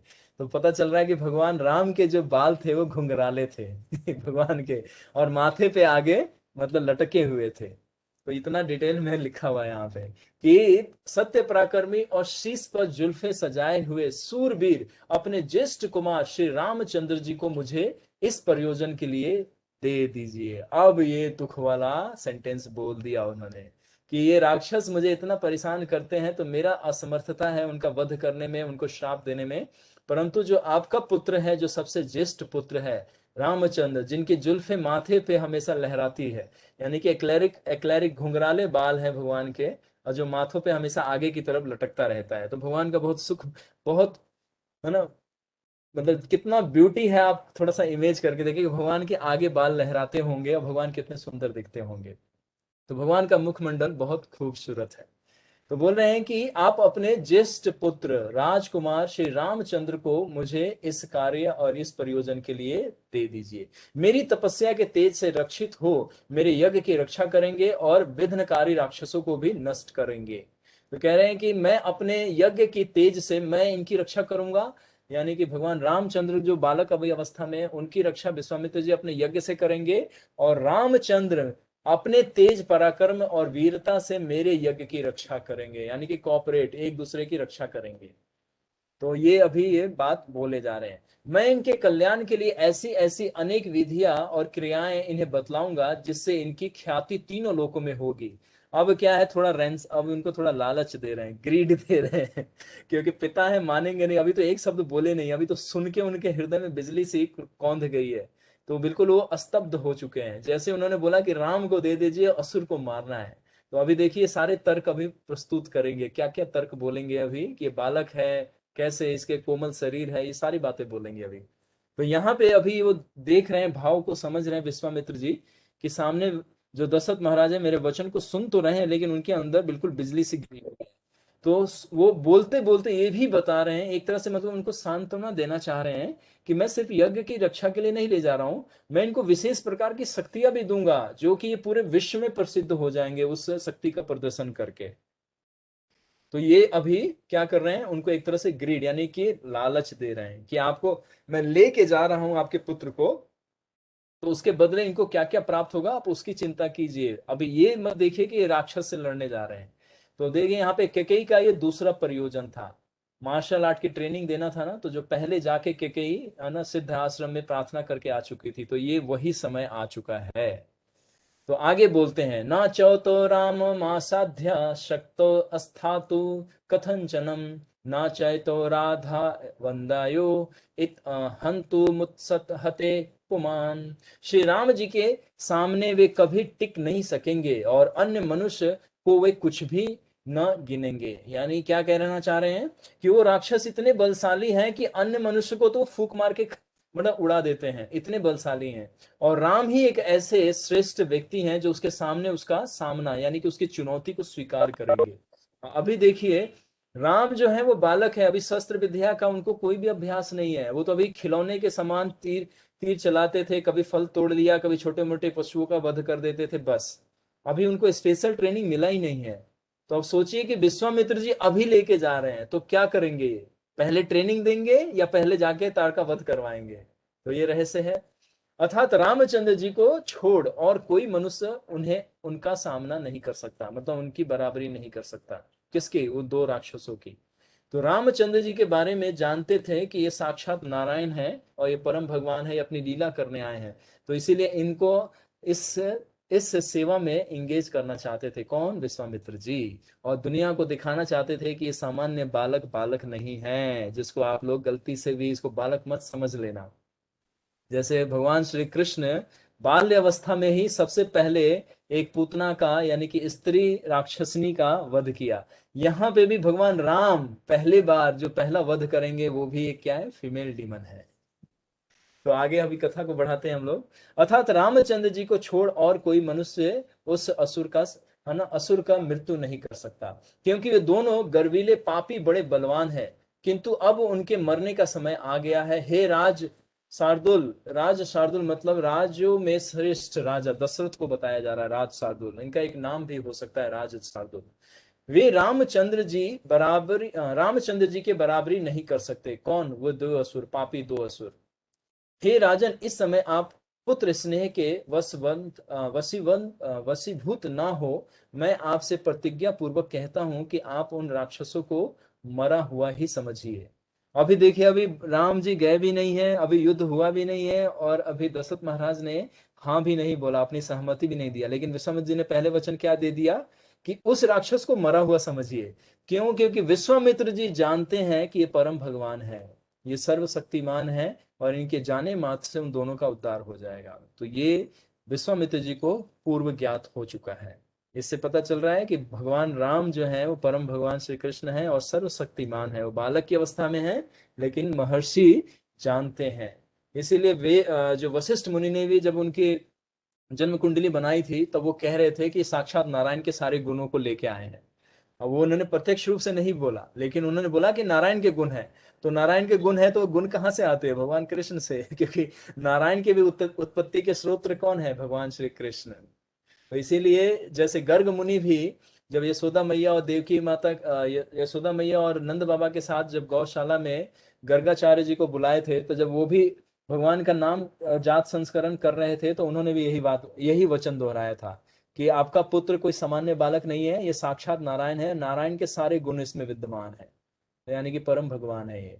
तो विश्वामित्र जी ये भगवान के इस शक्ति को वो जानते थे और उनको पूरा अवगत हो चुके थे कि ये नारायण साक्षात है। इसीलिए वो जानते हैं और कह रहे हैं, इसी आधार पे वो कह रहे हैं कि दशरथ आप चिंता ना करें, आप पहले ही उन दोनों राक्षसों को मरा हुआ समझ लीजिए, ये बालक तो सिर्फ जाके एक कार्य करेंगे बस। मैं महातेजस्वी, मैं यानी कि अब विश्वामित्र जी कह रहे हैं कि मैं महातेजस्वी वशिष्ठ तथा ये तपस्वी महात्मा सत्य पराक्रमी श्री रामचंद्र जी को जानता हूं। अब ये रेफरेंस के लिए बोल रहे हैं कि अगर मेरे वचन पे आपको विश्वास नहीं है तो वशिष्ठ जी से पता कर लीजिए आप कि आपका पुत्र कोई सामान्य बालक नहीं है, सामान्य मनुष्य नहीं है। और वशिष्ठ जी तो जानते ही थे, क्योंकि इन्होंने तो नाम संस्करण किया था, इनकी कुंडली बनाई थी, तो इनको तो पता ही है। तो इसीलिए उनके तरफ मुस्कुराते हुए देखते हुए कह रहे हैं कि दशरथ महाराज, आप मेरी बातों पे अगर आपको विश्वास नहीं हो रहा है, आप मेरी बातों पे सहमत नहीं है, तो वशिष्ठ जी से भगवान रामचंद्र के सत्य पराक्रम के अनुशक्तियों को आप इनसे सुन लीजिए। यदि ते धर्म लाभम, यदि ते धर्म लाभम च यशस्त्रम परमं पुत्री स्त्रीमिच्छानि राजेंद्र रामा दातु महर्षि। यदि आप इस संसार में अपने लिए सबसे बढ़कर पुण्य और यज्ञ को अस्थाई बनाना चाहते हैं, तो हे राजेंद्र, श्री रामचंद्र जी को मेरे साथ भेज दीजिए। अब कह रहे हैं कि अपने यश और यज्ञ को, यश और यज्ञ, यज्ञ मतलब जो भी कार्य कर रहे हैं, यहाँ पे यज्ञ का अर्थ है मतलब उनकी सारा जो एडमिन कार्य है, मतलब उनका जो ख्याति है पूरे विश्व में, और यश जो उनका ऑलरेडी जो उनके परंपरा का, उनके वंश का जो यश है। तो कह रहे हैं कि इन दोनों की आप सुरक्षा चाहते हैं और इनका और वृद्धि करना चाहते हैं, तो बिना संकोच किए आप राम को मेरे साथ भेज दीजिए। क्यों? क्योंकि राम को मैं ऐसी ऐसी विद्याएं दूंगा, ऐसे ऐसे शस्त्र विद्या में निपुण करूंगा कि विश्व में वे सबसे श्रेष्ठ होंगे। इंद्र और ब्रह्मा और शिव भी इनके सामने नहीं टिकेंगे, क्योंकि मनुष्य लीला में इसीलिए इनका तुलना किया जा रहा है, जबकि इंद्र, ब्रह्मा और शिव भगवान के सेवक हैं, प्रेमी भक्त हैं। आप वशिष्ठ आदि अपने मंत्रियों के साथ परामर्श कर ले। अब ये बार बार कह रहे हैं कि आप मेरी बातों से सहमत मत होइए, आप अपने जितने भी वशिष्ठ, सौमित्र हैं और जो भी पुरोहित हैं, उन सबसे आप सलाह मशवरा कर लीजिए कि मेरा सामर्थ्य क्या है। क्योंकि अभी हमने कल परसों हमने सुना था कि विश्वामित्र जी किस तरह से तपस्या किए और ब्रह्म ऋषि पद को प्राप्त किए। तो अब ये दशरथ महाराज जी को वही चीजें रिकॉल कराना चाह रहे हैं कि मेरी अगर कैलिबर की आपको पहचान नहीं है, मेरी सामर्थ्यता की पहचान नहीं है, तो ठीक है, आप अपने मंत्रियों से और अपने पूर्वजों से, पुरोहितों से, और ये जो आपके आपके राज्य में सुमित्र हैं और ये वशिष्ठ हैं, इनसे आप हमारे बारे में पूछ लीजिए कि मैं कौन हूं। तो अप्रत्यक्ष रूप से ऐसी बातें कह रहे हैं। यदि ये लोग आपको अनुकूल परामर्श दे, तो आप श्री राम को मेरे साथ भेज दिए। कह रहे हैं कि यदि अगर ये लोग सारी बातें में मेरे से सहमत होके आपको मेरी बात को हाँ बोलते हैं, तब भेजिए। और ये लोग आपके पक्ष में अगर उत्तर दें कि नहीं भेजना चाहिए, तो मत भेजिएगा। क्योंकि विश्वामित्र जी जानते थे कि वशिष्ठ मुनि और जितने पुरोहित हैं, वो कभी भी ना नहीं बोलेंगे, क्योंकि सब लोग सभी यही चाहते थे कि राम श्रेष्ठ धनुर्धर बने और सारी विद्याओं में निपुण हो जाए। और विश्वामित्र जी बिल्कुल एक सुटेबल मास्टर थे, यानी कि गुरु थे। मेरा यज्ञ पूरा कराने के लिए 10 दिन को राजीव लोचन श्री रामचंद्र जी को मुझे तुरंत दे दीजिए। 10 दिन के लिए, यानी कि वो यज्ञ जो चलना था वो 10 दिन चलना था। यहाँ पे बिल्कुल क्लियर हो गया कि यज्ञ जो है वो 10 दिन के लिए करने जा रहे थे विश्वामित्र जी, सिद्धाश्रम में। जो सिद्धाश्रम का हमने चर्चा किया था, विश्वामित्र जी जहाँ पे तपस्या करके उसको सिद्ध कर दिए थे। तो सिद्धाश्रम में 10 दिन की यज्ञ चलेगा। तो 10 दिन को राजीव लोचन, ये भगवान रामचंद्र जी का एक और नाम आया यहाँ पे, राजीव लोचन। भगवान रामचंद्र जी का ही नाम है राजीव लोचन। तो कह रहे हैं कि राजीव लोचन रामचंद्र जी को मुझे तुरंत दे दीजिए 10 दिन के लिए, यानी कि 10 डेज के लिए उन्होंने याचना किया। ऐसा कीजिए जिससे मेरे यज्ञ का समय ना निकल पावे और आपका कल्याण हो, आप मन में दुखी ना हो। और वो बोल रहे हैं कि अब विलंब मत कीजिए, क्योंकि एक पर्टिकुलर मुहूर्त होता है यज्ञ करने के लिए। जैसे एक ब्रह्म मुहूर्त होता है, उसी तरह से एक अपहर में, दोपहर में भी एक मुहूर्त होता है जिसको विजया मुहूर्त भी बोलते हैं। उसमें अगर कोई कार्य किया जाए तो उसमें सफलता मिलता है। राम जी भी जब लंका पे चढ़ाई किए थे, तो जो भगवान शिव की जो आराधना किए थे समुद्र किनारे, वो भी दोपहर के समय में किए थे। उसके बाद पुल राम सेतु पे उन्होंने चलना प्रारंभ किया था, तो विजय निश्चित हो गई थी। तो उसी तरह से यज्ञ करने के लिए भी एक मुहूर्त होता है। तो विश्वामित्र जी ने उसी यज्ञ के क्षण को स्मरण करते हुए कहा कि अगर आपको विलंब किए बगैर ये अनुमति दे देना चाहिए, और जिससे मेरा यज्ञ सफल हो जाए और आपको कोई दुख भी ना हो और सबका कल्याण हो। यानी सबका क्या कल्याण हो? कि जो ऋषि लोग तपस्या कर रहे हैं जंगल में और जो यज्ञ कर रहे हैं, जिनको हो रहा है, उनका कल्याण हो जाए, उनको वो असुर से मुक्ति मिल जाए। धर्मात्मा, है ना, धर्मात्मा महातेजस्वी महामुनि विश्वामित्र जी के धर्मायुक्त इन वचनों को कहकर वह चुप हो गए। है ना, ये सारा मतलब जो धर्मात्मा यहाँ पे विश्वामित्र जी को बोला जा रहा है। धर्मात्मा जब ये सारे वचन बोल लिए, तब वो बिल्कुल मूक अवस्था में हो गए। मतलब अब वो एक शब्द भी नहीं बोल रहे हैं। जो उनको अपना प्रयोजन था वो बोल दिए, अब वो प्रतीक्षा कर रहे हैं। जैसे हमें किसी से कोई कन्वर्सेशन करना होता है तो पहले हम अपना पक्ष रख के सारा, फिर हमें साइलेंट हो जाना चाहिए, क्योंकि सामने वाले व्यक्ति को थोड़ा विचार करने का, उसको मनन करने का और उसको उत्तर का सही उत्तर देने के लिए उसको समय देना चाहिए। तो उसी तरह से यहाँ पे विश्वामित्र जी अब मुक्त अवस्था को प्राप्त कर लिए, अर्थात अपनी सारी बातें कह के चुप हो गए। अब वो प्रतीक्षा कर रहे हैं कि दशरथ महाराज अब क्या निर्णय लेके क्या मेरा उत्तर देंगे, मेरे प्रश्न का क्या उत्तर देंगे। विश्वामित्र जी की इस बातों को सुनकर महाराज दशरथ बहुत डरे और अत्यंत दुखी हो उदास हो गए। क्योंकि मैंने बताया था ना, जैसे ही वो बोले थे कि राम को दे दीजिए, तो बिल्कुल मतलब उनको शॉक सा लगा था, एकदम चौंक गए थे कि अब मैं बोलूं तो बोलूं क्या, क्योंकि ब्राह्मण है, इनको ना भी नहीं बोल सकता, और इनसे पहले भी है ना, सतयुग में पहले भी इनसे, मेरे वंश में इनके साथ पंगा हो चुका है। मैं जब बता रहा था कि पहले ही आए थे, तो एक बार है ना हरिश्चंद्र के समय में भी आए थे, तो उनके साथ भी ऐसा ही कुछ वार्तालाप हुआ था जिसमें क्रोध हो गया था इनको, तो फिर इनको शांत किया गया था। तो अब यहाँ पे दशरथ महाराज को धर्म संकट यह आ गया कि इनको ना भी नहीं बोल सकते, हाँ भी नहीं बोल सकते, अब करे तो क्या करे। इसलिए वो शोकाकुल हो गए, अत्यंत दुखी हो, उदास होकर कुछ भी नहीं बोल रहे हैं। कभी कभी हमारे जीवन में ऐसे कोई घटना आती है जब कोई हमसे उत्तर मांगा जाता है, तो उत्तर हमें पता रहता है, परंतु हम उस परिस्थिति को देख के उत्तर नहीं दे पाते, या देना नहीं चाहते, या सामने वाला व्यक्ति उसको सही से समझ नहीं पाता है, तो उसको हम साइलेंट अपने हृदय में उस बात को रख लेते हैं और सोचने, विचार और गहन चिंतन में चले जाते हैं कि करूं तो कैसे करूं, निर्णय लूं तो कैसे लूं, और अगर ये शब्द बोलूं तो कैसे बोलूं। तो व्यक्ति ऐसी अवस्था में चला जाता है कि सारा सामर्थ्य होते हुए भी असमर्थ हो जाता है। तो देखिए, अभी थोड़े देर पहले, एक पल पहले क्या दृश्य था, इतनी खुशी से इसी ब्राह्मण से स्वयं दशरथ जी कह रहे थे कि कोई भी सेवा हो जो मैं सामर्थ्य रखता हूं और जो मैं समर्थ हूं, आप मुझसे वो ले लीजिए, मुझे बहुत प्रसन्नता होगी और मेरा सौभाग्य होगा। और जब अब विश्वामित्र जी अपना इच्छा बताएं, तो अब इनको क्या हुआ, अत्यंत दुख हो गया, अत्यंत उदास होके बैठ गए चुपचाप।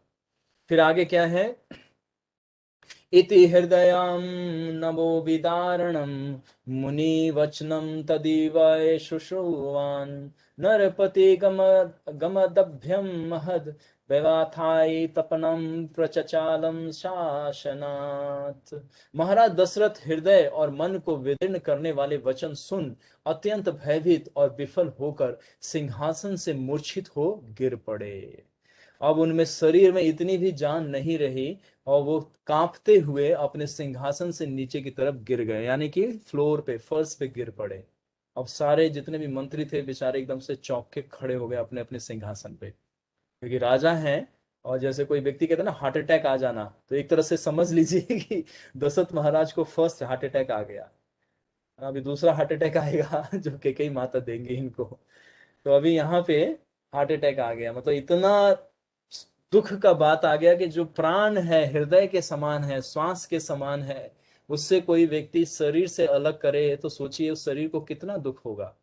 कहते हैं ना कि जैसे कि यमराज लोग जब आते हैं और बुरी आत्मा को, उस आत्मा को उस शरीर से अलग करते हैं, तो कितना चीखता चिल्लाता है, कितना दर्द महसूस होता है पापी आत्माओं को। भक्त तो बहुत हंसते खेलते चले जाते हैं, क्योंकि यमदूत नहीं, विष्णुदूत आते हैं। तो उस समय में बताया गया है शास्त्रों में, और मुंडक उपनिषद में विशेषतः बताया गया है कि जिस समय में पापी आत्मा का यमराज लोग यम पास से उसके आत्मा को उसके शरीर से अलग करते हैं, जिस प्रकार से कच्चा नारियल फोड़ के आप लोग कच्चा नारियल, उसके छिलके को उसके फल से अलग करते हैं, तो आसानी से नहीं होता है, बहुत दम लगाना पड़ता है, चाकू का एक एक कोना उसके कोने में घुसा के उसको उड़ेलना पड़ता है, मतलब धक्का देना पड़ता है, या पटक पटक के फोड़ के उसके अपर पार्ट को जो सेल होता है उसको तोड़ना होता है। तो कहते हैं कि कच्चा नारियल जिस तरह से चिपका होता है, उसी तरह से आत्मा शरीर से आसक्त होने की वजह से चिपका रहता है। तो जो बुरी आत्माएं हैं, यम पास से यमदूत उसको पकड़ के खींचते हैं, जब खींचते हैं तो उसको बहुत दर्द होता है।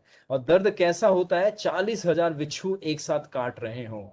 आप लोगों को अभी सुई, अगर धागा या बटन टांगते हुए अगर छोटा सा सुई का एक कोना चुभ जाता है, तो सोचिए कितना उसमें लहर होता है, कितना मतलब टंग उसको डंक मारता है वो सुई, थोड़ा सा चुभता है तो घंटों तक आपको महसूस होता रहता है कि यहाँ पे सुई चुभ गया था। अब सोचिए कि वो छोटा सा सुई है, और बताया जाता है कि एक बिच्छू अगर काटे तो आपके शरीर को फेंटेड कर सकता है, मतलब मूर्छित कर सकता है, आपको मरेंगे नहीं लेकिन पैरालाइज हो सकता है पूरा बॉडी, इतना विष होता है एक बिच्छू के डंक में। तो उस तरह से 40,000 बिच्छू अगर एक मनुष्य को काट ले, तो वो व्यक्ति का क्या होगा, वो कोयला होगा, जल के कोयला खाक हो जाएगा वो तो। तो उतना पीड़ा होता है जब यमदूत आते हैं और बुरी आत्मा को उस शरीर से अलग करते हैं। तो उसी तरह से यहाँ पे भगवान राम हमारे दशरथ के प्राण हैं, आत्मा है, श्वास है। अब यहाँ पे कोई उनकी आत्मा, उनके सांस को, उनके प्राण को शरीर से अलग करेगा, तो दशरथ महाराज का जो पीड़ा है उसको समझने का प्रयास कीजिए कि उनको कितना प्रेम है और कितना गहन, है ना, आसक्ति है अपने पुत्र से। इसी तरह का आसक्ति हम लोगों को अपने परिवार से है। यहाँ पे बहुत गूढ़ रहस्य है, छिपा हुआ है। और आगे की अभी जो नेक्स्ट वीक में चर्चा आएगा तो इसको आप समझिएगा कि पुत्र मोह क्या होता है, परिवार का आसक्ति क्या होता है। तो दशरथ महाराज इस लीला से हम लोग को शिक्षा देने वाले हैं। तो जैसे ही अब ये सुन रहे हैं कि अब अपना प्रयोजन समाप्त कर लिया, प्रयोजन मूलतः यही है कि ये आए हैं इसी प्रयोजन के लिए कि मेरे पुत्र राम को ये अपने साथ ले जाए। तो ये सुनने के बाद उनके ऊपर बिजली सी कौंध गई और वो अपने राज सिंहासन से मूर्छित होते हुए नीचे की तरफ गिर गए। और जैसे गिरे तो सारे राजा, जितने भी वहां पे मंत्री उपस्थित थे, जितने भी सेवक थे, सभी लोग उठ खड़े हुए, क्योंकि राजा गिर गए फ्लोर पे। तो अब सोचिए क्या है। लेकिन विश्वामित्र में कोई भी हलचल नहीं हुआ, क्योंकि उनको तो पता ही था, सारा कुछ पता था। वो तो इसी मोह से, क्योंकि कैकेयी पहले ही जाके ये सारी दृष्टांत बता चुकी थी। अब आप याद कीजिए, जब कैकेयी का हम लोग चरित्र चर्चा कर रहे थे, श्रवण कर रहे थे, तो आप कैकेयी माता स्वयं बता रही थी ना कि उनको प्राण से भी अत्यंत प्रिय है। तो आप कोई उक्ति कीजिएगा, उक्ति लगाइए, कोई प्लानिंग करके आइएगा कि वो ना नहीं बोल पाए। तो ये सारा प्लान वही चल रहा है। तो आपको लीला में आनंद आ रहा है। एक तरफ कितना दुख भरा दृश्य है और दूसरी तरफ आपको शिक्षा लेना है, और तीसरी तरफ हमें अपने जीवन को भी सुरक्षित रखना है इस भौतिक संसार से, और भगवान के धाम जाने की तैयारी करनी है। Thank you very much. It's a time to query, clarification and doubt clearance. तो चलिए, अब आप भक्त लोग, 19वां सर्ग आज समाप्त हुआ। 20वें सर्ग में अब दशरथ महाराज अपना तर्क वितर्क देंगे और दिखाएंगे कि मैं किस तरह से आसक्त हूं, और फिर उसका काटन यानी कि फिलॉसफी से काटेंगे वशिष्ठ मुनि और विश्वामित्र जी कि नहीं, आपको ये कार्य करना ही पड़ेगा। तो उसी तरह से हमें भी पुत्र मोह, परिवार मोह से बाहर निकलना है, नहीं तो फिर हमारा जन्म पुनः होता रहेगा इस भौतिक संसार में। तो अगले 20वें सर्ग में चलने के लिए तैयार रहिएगा। अगले हफ्ते हम आपको लेके चलेंगे। ठीक, बहुत सुंदर है। और हमारा आसक्ति मोह क्या होता है, इस सारे कन्वर्सेशन से आप लोग अच्छे से समझने का प्रयास कीजिएगा। चलिए, अब आप लोगों का जिज्ञासा 5 से 10 मिनट हम आपको दे रहे हैं। आप अब जो हरे क्वेरी कृष्ण है, प्रभु। आपका कोई संदेह है या जिस तरह का भी कोई जिज्ञासा है, आप पूछ लीजिए। हरे कृष्ण प्रभु। कौन बोले? नितिन प्रभु।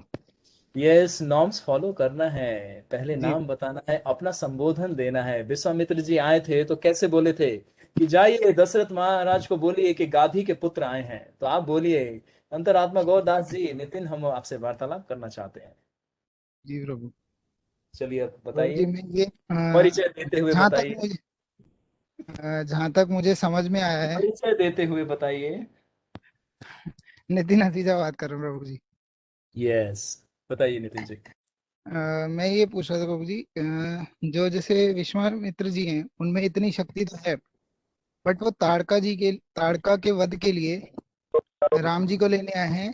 जो आपने जो पहले कहानी बताई कि केकई ने जो मतलब राम जी को ले जाने के लिए जो ये प्लानिंग की थी विश्वामित्र जी को बुलाने के लिए, ये इस चीज पे डिपेंड करता है। ये लास्ट सेंटेंस रिपीट कीजिए। ये इस चीज पे डिपेंड करता है कि वो मतलब राम जी को लेने आए थे, जो उनकी क्या कहते हैं कि कई की जो कहानी थी कि कई ने जो बोला था कि राम जी को लेके जाना है और ऐसे ऐसे करना है, क्योंकि विश्वामित्र जी तो इतने सक्षम हैं कि वो ताड़का जी को खुद मार सकते हैं। बिल्कुल। तो वो ताड़का जी के लिए ही क्यों लेने आए, मैं ये जानना चाह रहा था। इसी को बोलते हैं जन्म कर्म च में दिव्यम यो वेति ही तत्वता त्वक्ता देहम पुनः जन्मे नैति मामेति सो अर्जुना। भगवत गीता का 4थे अध्याय का 9वां श्लोक अगर आप पढ़ेंगे, भगवत गीता यथारूप प्रभुपाद जी वाला, तो आपको उसमें समझ में आएगा कि भगवान कोई कार्य करना चाहते हैं तो उसके पीछे क्या है, शिक्षा। उद्देश्य क्या है, शिक्षा देना। और भगवान के भक्त उस कार्य को भगवान के माध्यम से ही करवाना चाहते हैं। जैसे समुद्र पे राम सेतु बनाने का उद्देश्य क्या था? भगवान तो ऐसे सिर्फ स्मरण करते तो सारे वानर सेना इस पार से उस पार पहुंच जाती, सिर्फ स्मरण करने मात्र से। पुल की बिल्कुल जरूरत नहीं थी, किसी को छलांग लगाने की जरूरत नहीं थी, लेकिन बिल्कुल। भगवान ने मजदूरी कराया सभी से। ये दूसरा ये भी है कि जो ताड़कों को श्राप मिला हुआ था कि हम्म। राम जी आएंगे तो ही आपका उद्धार होगा। अब देखिए, आपने उत्तर खुद ही दे दिया, रहस्य खोल दिया। अभी तो ताड़का आई नहीं, लेकिन आपने पहले ही रहस्य खोल दिया। चलिए खोलिए और खोलिए। गुड। जी प्रभु, बस इतना ही मुझे जहां तक पता है तो उत्तर तो कि आपने उनको। स्वयं ही दे दिया अपने प्रश्न का। जी जी जी जी। यानी कि आप इस संदेह से थोड़ा ऊपर उठना चाहते थे, आप ये समझना चाहते थे कि क्या ऐसा ही है। आपका यही जी। भाव है। यस यस प्रभु। हाँ, बिल्कुल सही समझा है आपने। इसी तरह से यहाँ पे विश्वामित्र जी का प्रयोजन ही यही था कि राम जी को इसी तरह से लेके जाया जाए।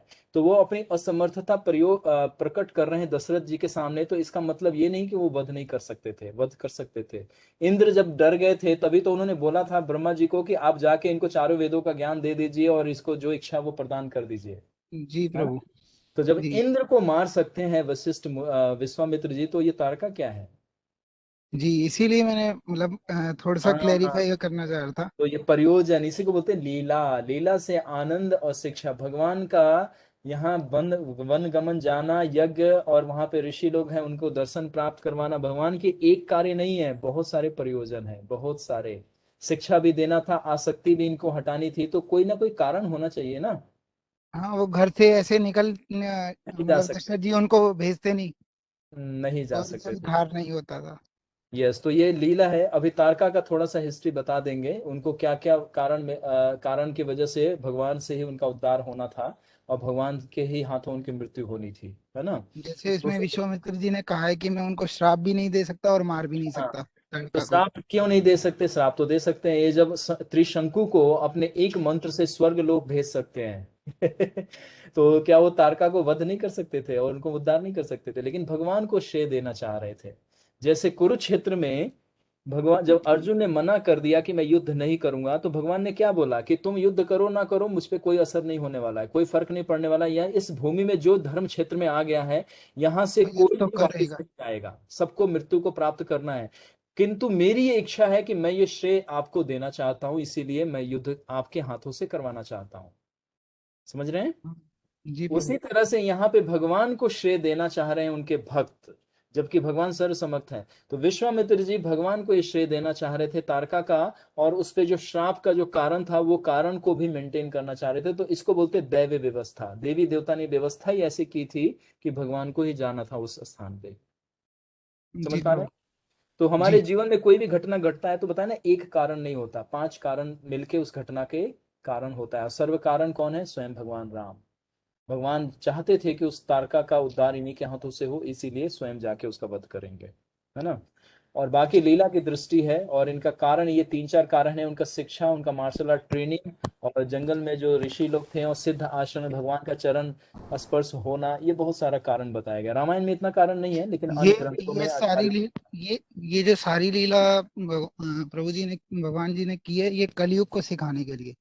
कलयुग को सिखाने वाले, भविष्य में बहुत सारी शिक्षाएं हैं कि इससे आने वाले भविष्य में अगर कोई ऐसा कार्य करेगा तो उसका क्या परिणाम होगा। भगवान की महानता यहाँ पे दिखाई जा रही है।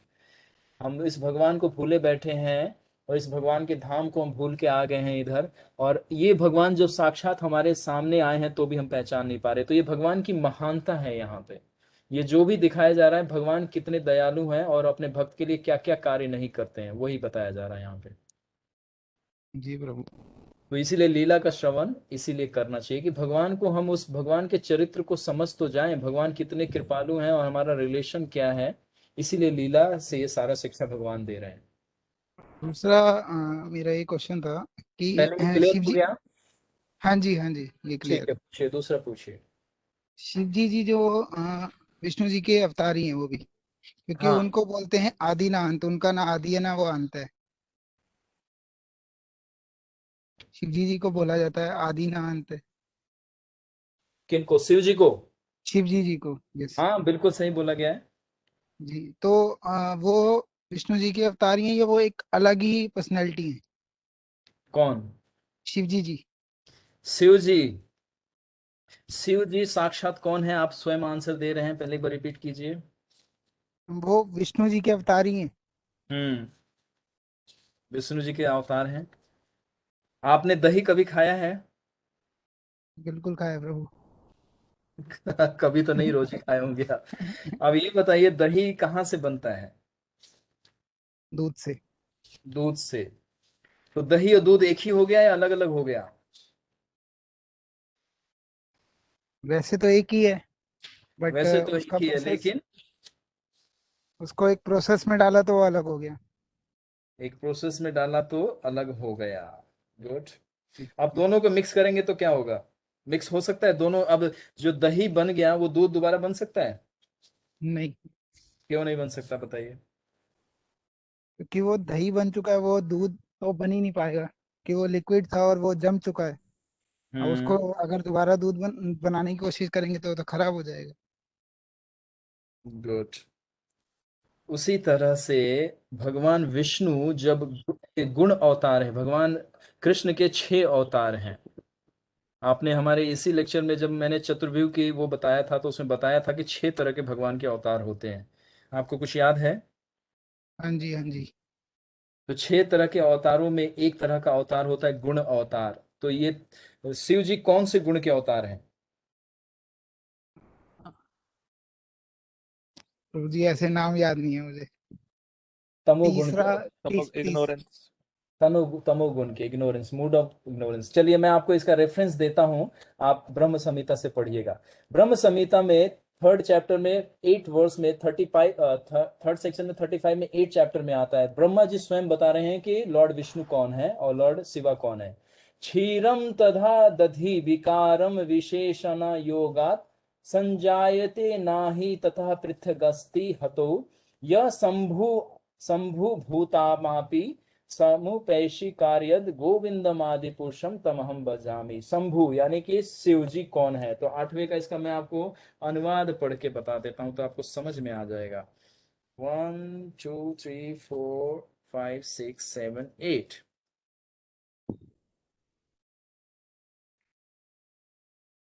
एक मिनट रुकिए, मैं आपको इसका बताता हूँ। हम्म,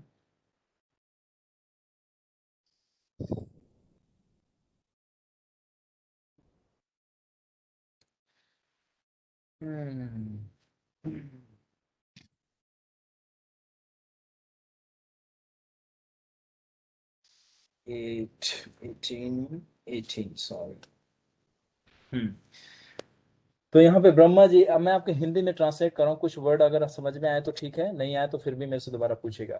जिस प्रकार दूध खटाई या जमादी से, यानी कि खट्टा वस्तु दूध में डालने से उसके संयोग से दही में बदल जाता है, जिस तरह से दूध दही में बदल जाता है, किंतु फिर भी अपने उपादान कारण दूध को वह ना तो समान होता है ना ही उससे पृथक होता है, उसी प्रकार संहार कार्य के निमित्त जो शंभु रूप में परिणित हो गए, उस आदि पुरुष गोविंद को मैं बार बार भजन करता हूं। तो यानी कि ये स्वयं ब्रह्मा जी एनालॉजी दे के समझा रहे हैं। तो अब आपको बता दें कि 3 अवतार होते हैं भगवान के गुण अवतार, विष्णु, महेश और ब्रह्मा। कहते हैं ना, ब्रह्मा विष्णु महेश, ये 3 गुण अवतार हैं भगवान कृष्ण के।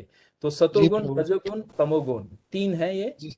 तमोगुण जी। में कौन है? भगवान शिव। और शिव रजोगुण जी। में कौन है? ब्रह्मा जी हैं। और सतोगुण में कौन है?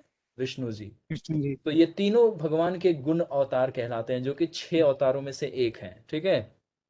तो अब शिव जी विष्णु जी हैं, लेकिन वो कार्य कैसे करेंगे? तमोगुण की तरह, लेकिन तमोगुण से वो इफेक्टेड नहीं होते। जैसे एक इलेक्ट्रिशियन है, वो इलेक्ट्रिक के वायर को टच करता है, इलेक्ट्रिक के सारे कार्य को करता है, लेकिन वो कभी भी उसको इलेक्ट्रिक का शॉक नहीं लगता, लेकिन आप जाएंगे तो आपको लग जाएगा। तो उसको कुछ टेक्निक्स पता रहता है और वो ग्लव्स यूज करता है। समझ रहे हैं? जी प्रभु।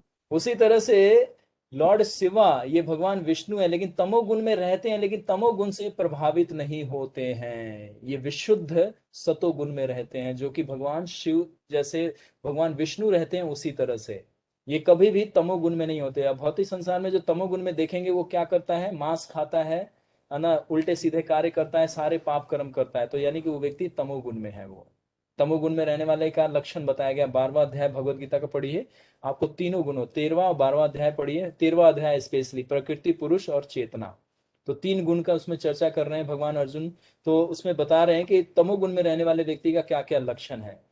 तो शिव जी स्वयं तमोगुण में रहते हैं, लेकिन वो तमोगुण से प्रभावित नहीं होते। तो जैसे दूध से दही बन गया, लेकिन वो पूरा वापस दूध नहीं बन सकता दही, उसी तरह से अब वो शिव जी बन गए हैं, यानी कि सतोगुण से रजोगुण में तमोगुण में जा चुके हैं। और तमोगुण इस प्रकृति से स्पर्श करती है, यानी कि दुर्गा देवी, यानी कि उनकी अर्धांगिनी। प्रकृति कौन है? दुर्गा देवी है, यानी कि पूरी सृष्टि जो देख रहे हैं दुर्गा देवी की क्रिएशन है ये। तो इन दोनों के स्पर्श से हम सारे जीवात्माओं का उत्पत्ति होता है। अब ये बड़ा डीप साइंस है, इसके लिए आपको बहुत सारी क्लास अटेंड करना पड़ेगा, तब जाके समझ में आएगा। आपको शॉर्ट 1 लाइन आंसर यही है, कंक्लूजन, कि हाँ शिव जो है वो साक्षात विष्णु है, लेकिन एक डिफरेंट फॉर्म में है, एक डिफरेंट मोड्स ऑफ नेचर में है, इसीलिए वो डिफरेंट कार्य को करते हैं। जैसे जल्लाद हमारे ही में से कोई एक मनुष्य होता है, लेकिन उसको फांसी देने के लिए स्पेशली उसका हृदय ऐसा बना दिया जाता है कि वो फांसी देते वक्त जरा सा भी घबराता नहीं है। लेकिन आप किसी एक व्यक्ति को गला भी दबाएं तो आप कांप जाएंगे कि मैं किसी का वध कर रहा हूं। लेकिन जल्लाद मनुष्य होते हुए भी वो जल्लाद की कैटेगरी में है, तो वो वैसा ही कार्य करता है। उसी तरह से यमराज भी एक क्या है? एक जीवात्मा है। यमदूत भी एक जीवात्मा है, लेकिन वो कष्ट दे के बड़े आनंद में होते हैं। दुरात्माओं को, पापी आत्माओं को कष्ट देते हैं, उनको बड़ा आनंद आता है।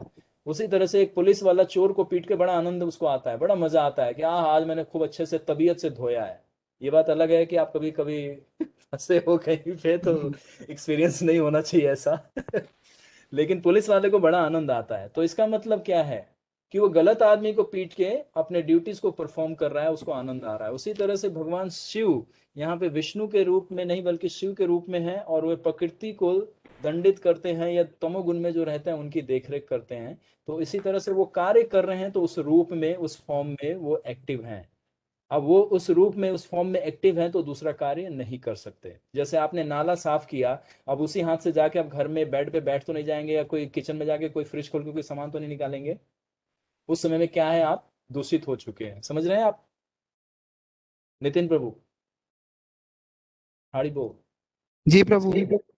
जिस तरह से आपने कोई गलत गंदा कार्य किया, जैसे नाला सफाई किया, घर में झाड़ू पोछा लगाया, तो हाथ गंदा है, तो उस गंदे हाथ से साफ चीजों को तो नहीं छुएंगे ना।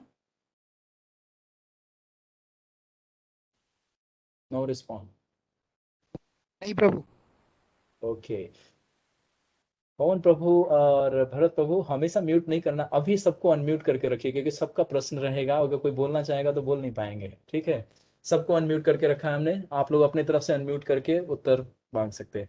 तो जिस तरह से तमोगुण में आने के बाद भगवान शिव विष्णु की तरह कार्य नहीं करते हैं, वो शिव की तरह कार्य करते हैं। तो इसीलिए यहाँ पे समझना है कि दोनों पर्सनालिटी एक है, लेकिन यहाँ पे अभी उनका कार्य अलग है, तो इसीलिए वो एक डिफरेंट फॉर्म में है और डिफरेंट एक्टिविटीज को परफॉर्म कर रहे होते हैं। ओके, क्लियर नाउ नितिन प्रभु? जी प्रभु। ठीक है, एक नो और मोर क्वेश्चन। क्वेश्चन, एक और अब क्वेश्चन आपको है अब प्रभु जी। आपको एक प्रतीक्षा एक करना है, एक आपको प्रतीक्षा करना। अब पहले 1-2 प्रश्न किसी और का क्योंकि लीजिए। मेरा 2-3 दिन से मैं भूल जाता हूँ। ठीक है, अगर आप ऐसी प्रार्थना कर रहे हैं तो चलिए ठीक है, पूछ लीजिए। प्रभु जी, आपने बोला था कि देवी देवताओं की पूजा नहीं करनी चाहिए, आपने ऐसे कुछ कल परसों में बताया था। मैं ऐसा नहीं बोलता, भगवान स्वयं बोलते भगवत गीता में। तो वहां पर भी क्या कहते हैं, शिव जी भी और जो माता जी हैं उनकी पूजा हमें नहीं करनी चाहिए। बिल्कुल, देवी देवता में आते हैं ये लोग। तो सर प्रभु जी, आपने ये भी बताया कि ये उनके ही अंश हैं। उनके, बिल्कुल, अभी आपने बोला कि विष्णु जी के ही अवतार हैं शिव जी, तो उनकी पूजा क्यों नहीं करनी चाहिए? हम्म उन्हीं के कृष्ण अवतार हैं तो उनकी कृष्ण पूजा क्यों नहीं करनी चाहिए? कृष्णा जी की क्यों करनी चाहिए? जब उन्होंने ही इस सृष्टि में रचाए हैं सारे ये देवी हम्म देवता, हम्म फिर और वो ही क्यों मना करते हैं कि इनकी पूजा नहीं करनी चाहिए? हम्म क्योंकि आधी से ज्यादा दुनिया कृष्णा जी को जानती है बट नहीं हम्म। मानती। सब अलग अलग बटी हुई है। क्यों बटी हुई है? उत्तर क्या है इसका आपके पास? नहीं पता प्रभु जी। क्योंकि कोई शेरावाली माता को मानता है, कोई हनुमान जी को मानता है, कोई कृष्ण जी को मानता है, कोई शिव जी को मानता है। बट हम्म आपने बोला कि मैं देवी देवता की पूजा नहीं करनी चाहिए। मैंने नहीं बोला भाई, आप मेरा नाम लेके बदनाम कर रहे हो आप मुझे। नहीं, जो भी आपने कथा में बताया, तो ऐसा क्यों भगवान है प्रभु स्वयं जी? भगवत गीता में बोल रहे हैं ये बात को। ऐसा क्यों बोल रहे हैं कृष्ण जी? आप पहले ये बताइए, आपके फैमिली में आपके फादर के ब्रदर हो सकते हैं, चाचा जी ताऊ हो सकते हैं, है ना? जी। लेकिन फिर भी एक फादर का एक अलग ही इमेज होता है आपके नजर में। हम फैमिली में फादर का क्यों ऐसा इमेज होता है? उनके जी चाचा भी हो उन्होंने, सकते हैं, वो भी उससे ज्यादा ऑपुलेंट हो सकते हैं, ज्यादा पावरफुल हो सकते हैं, लेकिन फिर भी फादर का एक रोल फादर जैसा ही होता है। ऐसा क्यों? क्योंकि उन्होंने हमारे को जन्म दिया है। Exactly exactly. क्योंकि कृष्ण के ममय वांसो जीव लोका जीव भूता सनातना मना सष्टानि इंद्रियानि प्रकृति स्थानी कर्षति। भगवत गीता 15वां अध्याय 15वां श्लोक। भगवान बोलते हैं कि कोई भी इस सृष्टि में आया है वो मेरा अंश है, चाहे वो ब्रह्मा हो, शिव हो, या कोई देवी देवता हो, या कोई भी जीवात्मा हो। सामान्य जीव, दो तरह के जीव होते हैं, नित्य मुक्त और नित्य बद्ध। ये सारे जीवात्माएं भगवान के डायरेक्ट इनडायरेक्ट अंश हैं। उन्हीं के अहम बीज प्रदत्त पिता। भगवान बोल रहे हैं कि अहम बीज प्रदत्त पिता, I am the seed giver. जैसे माता से पुत्र उत्पन्न होता है, लेकिन उस माता को वो सीड बाल के रूप में उस आत्मा का प्रवेश माता पिता करवाता है उनके गर्भ में। माता अपने आप अपने पुत्र को जन्म नहीं दे सकती, इस भौतिक जगत की बात कर रहा हूं। लेकिन जी पिता जैसे उनको स्पर्श करते हैं तो वो एक पुत्र को या पुत्री को जन्म दे सकती हैं। तो भगवान कृष्ण ही अहम प्रदत्त बीज प्रदत्त पिता, भगवान स्वयं बोल रहे हैं, भगवत गीता में क्लेम कर रहे हैं। और इसी भगवत गीता में भगवान बोल रहे हैं कि जो मेरी आराधना नहीं कर सकता वो इन देवी देवताओं की आराधना कर सकता है। तो फिर भगवान आगे बोलते हैं कि जो इनकी करता है वो लेस इंटेलिजेंस है, मतलब वो अल्प बुद्धि है, उसका ज्ञान जो है वो माया द्वारा अपहरित है ना, माया अपहृत ज्ञानम, यानी कि माया द्वारा उसके ओरिजिनल जो नॉलेज है वो स्टिल यानी चुरा लिया गया है। ये सारे श्लोक भगवत गीता में आते हैं। 7वां अध्याय पढ़िए, आपको सारा आंसर मिल जाएगा। भगवत गीता यथारूप 7वां अध्याय पूरा शुरू से अंत तक पढ़ जाइए, भगवान आपको बता देंगे कि क्या क्या कारण है कि जिससे भगवत देवी देवताओं की आराधना करनी चाहिए, और जो करता है वो कौन से कैटेगरी में आता है, और जो नहीं करता है वो कौन से कैटेगरी में आता है। तो इसका उदाहरण मैंने आपको पूछा था, आपने पूछा था कि भगवान भारत में ही क्यों जन्म लेते, तो मैंने आपको एक कंपनी का उदाहरण देते हुए समझाया था कि उस कंपनी में एमडीओ है, सीईओ है, जनरल मैनेजर है, सुपरवाइजर है, क्लर्क है, प्यून है और चपरासी है। अब कोई व्यक्ति सिर्फ सीईओ तक ही लिमिटेड रह जाए और वो ये ना जाने कि इसके पीछे इसका बॉस भी है जो पूरे एम्पायर का एकलौता वारिस है, और वो सारा उसी के अंडर में आता है, ना कि सीईओ। सीईओ भी बॉस के अंडर में आता है। तो कोई व्यक्ति अगर सीईओ मैनेजर से ही डीलिंग करते रह जाए, वो बॉस को जाने ही नहीं, तो वो व्यक्ति हाईली इंटेलिजेंस है या मतलब उसका अभी जो कंप्लीट नॉलेज नहीं है? बताइए नितिन प्रभु। कंप्लीट नॉलेज नहीं है प्रभु। इसीलिए भगवत गीता, अब आपने पूछा कि पूरी दुनिया, तो पूरी दुनिया बताया गया ना, तमसो माँ ज्योतिर्मय, ये सारे अंधकार में रहते हैं, ये लोग अज्ञानता में रहते हैं, जीवात्मा। भक्ति हम इसलिए नहीं कर रहे हैं कि हम हमें लो मोह लालच है और इस भौतिक संसार, भगवान को जानने के लिए कि वास्तविकता क्या है, परम सत्य क्या है। परम सत्य क्या है? वासुदेव, वासुदेव परम सत्य है ना, भगवान कृष्ण परम सत्य है। तो परम सत्य यही है कि भगवान अल्टीमेट परम पुरुषोत्तम भगवान है, परम पुरुषोत्तम। अर्जुन भगवान 10वें अध्याय में भगवान को बोलते हैं परम धाम परम पवित्रम भगवान, you are the supreme personality of the godhead my dear. भगवान को बोलते हैं कि आप मेरे प्रिय हैं, लेकिन आप क्या हैं? परम भगवान हैं। इसीलिए मैं आपको समर्पण कर रहा हूं। अब मुझे ज्ञात हो गया। तो आपको ज्ञान नहीं है, दुनिया को ज्ञान नहीं है, क्योंकि दुनिया ने भगवत गीता यथारूप नहीं पढ़ा। लेकिन आपको ये ज्ञान मिल जाएगा जैसे हम लोगों को मिल रहा है और मुझे मिला है, उसी तरह से आपको भी भगवत गीता और भागवतम से ये ज्ञान मिल जाएगा कि भगवान एकल ईश्वर कृष्ण आर सब धृत। भागवतम में third third canto 25th chapter 28 verse पढ़िए, उसमें सुखदेव गोस्वामी भी स्वयं बोल रहे हैं, एते चांद से कला कृष्ण कृष्णस्तु भगवान स्वयं, है ना, भगवान है कृष्ण, भगवान परम भगवान है। हर जगह हर शास्त्र में, आप कोई भी शास्त्र लेके आइए, चाहे वो महाभारत हो, ऋग्वेद हो, सामवेद हो, यजुर्वेद है, कोई भी आप वेद लेके आ जाइए और बताइए कि यहाँ पे वर्णन नहीं है। तो आपको इतना समय नहीं मिलेगा कि आप ये सबका उदाहरण ढूंढते फिरे। आपको सिर्फ सरल क्या करना है, छोटा सा ग्रंथ उठाना है जो किंग ऑफ नॉलेज है, जो भगवान स्वयं गारंटी गारंटी लेते हैं कि इसमें जो ज्ञान दिया जा रहा है वो सारे शास्त्रों का निचोड़ है। वो क्या है? भगवत गीता। भगवत गीता पढ़िए, सारे आंसर मिल जाएंगे आपको। क्लियर प्रभु जी? जी प्रभु।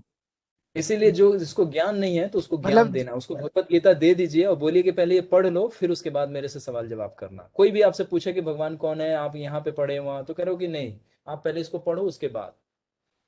कानून हर एक व्यक्ति नहीं बना सकता, उसके लिए हायर अथॉरिटी है, वही कानून को बनाती है और वही कानून को चेंज कर सकती है। रिक्शा वाला एक सामान्य सिटीजन जाके कहे कि आज से ये कानून मान लो हमने बना दिया है, तो सारे व्यक्ति हंसेंगे कि तुम मूर्ख हो, तुम्हारा कोई वैल्यू नहीं है। अगर दुनिया ये बात कहे तो हम दुनिया की नहीं, हम शास्त्र हमारा ओरिजिनल है, शास्त्र की बात देखेंगे और महात्मा लोग और आचार्य लोग ने क्या टिप्पणी की है हम उनकी बात को सुनेंगे, हर एक की बात नहीं सुनेंगे।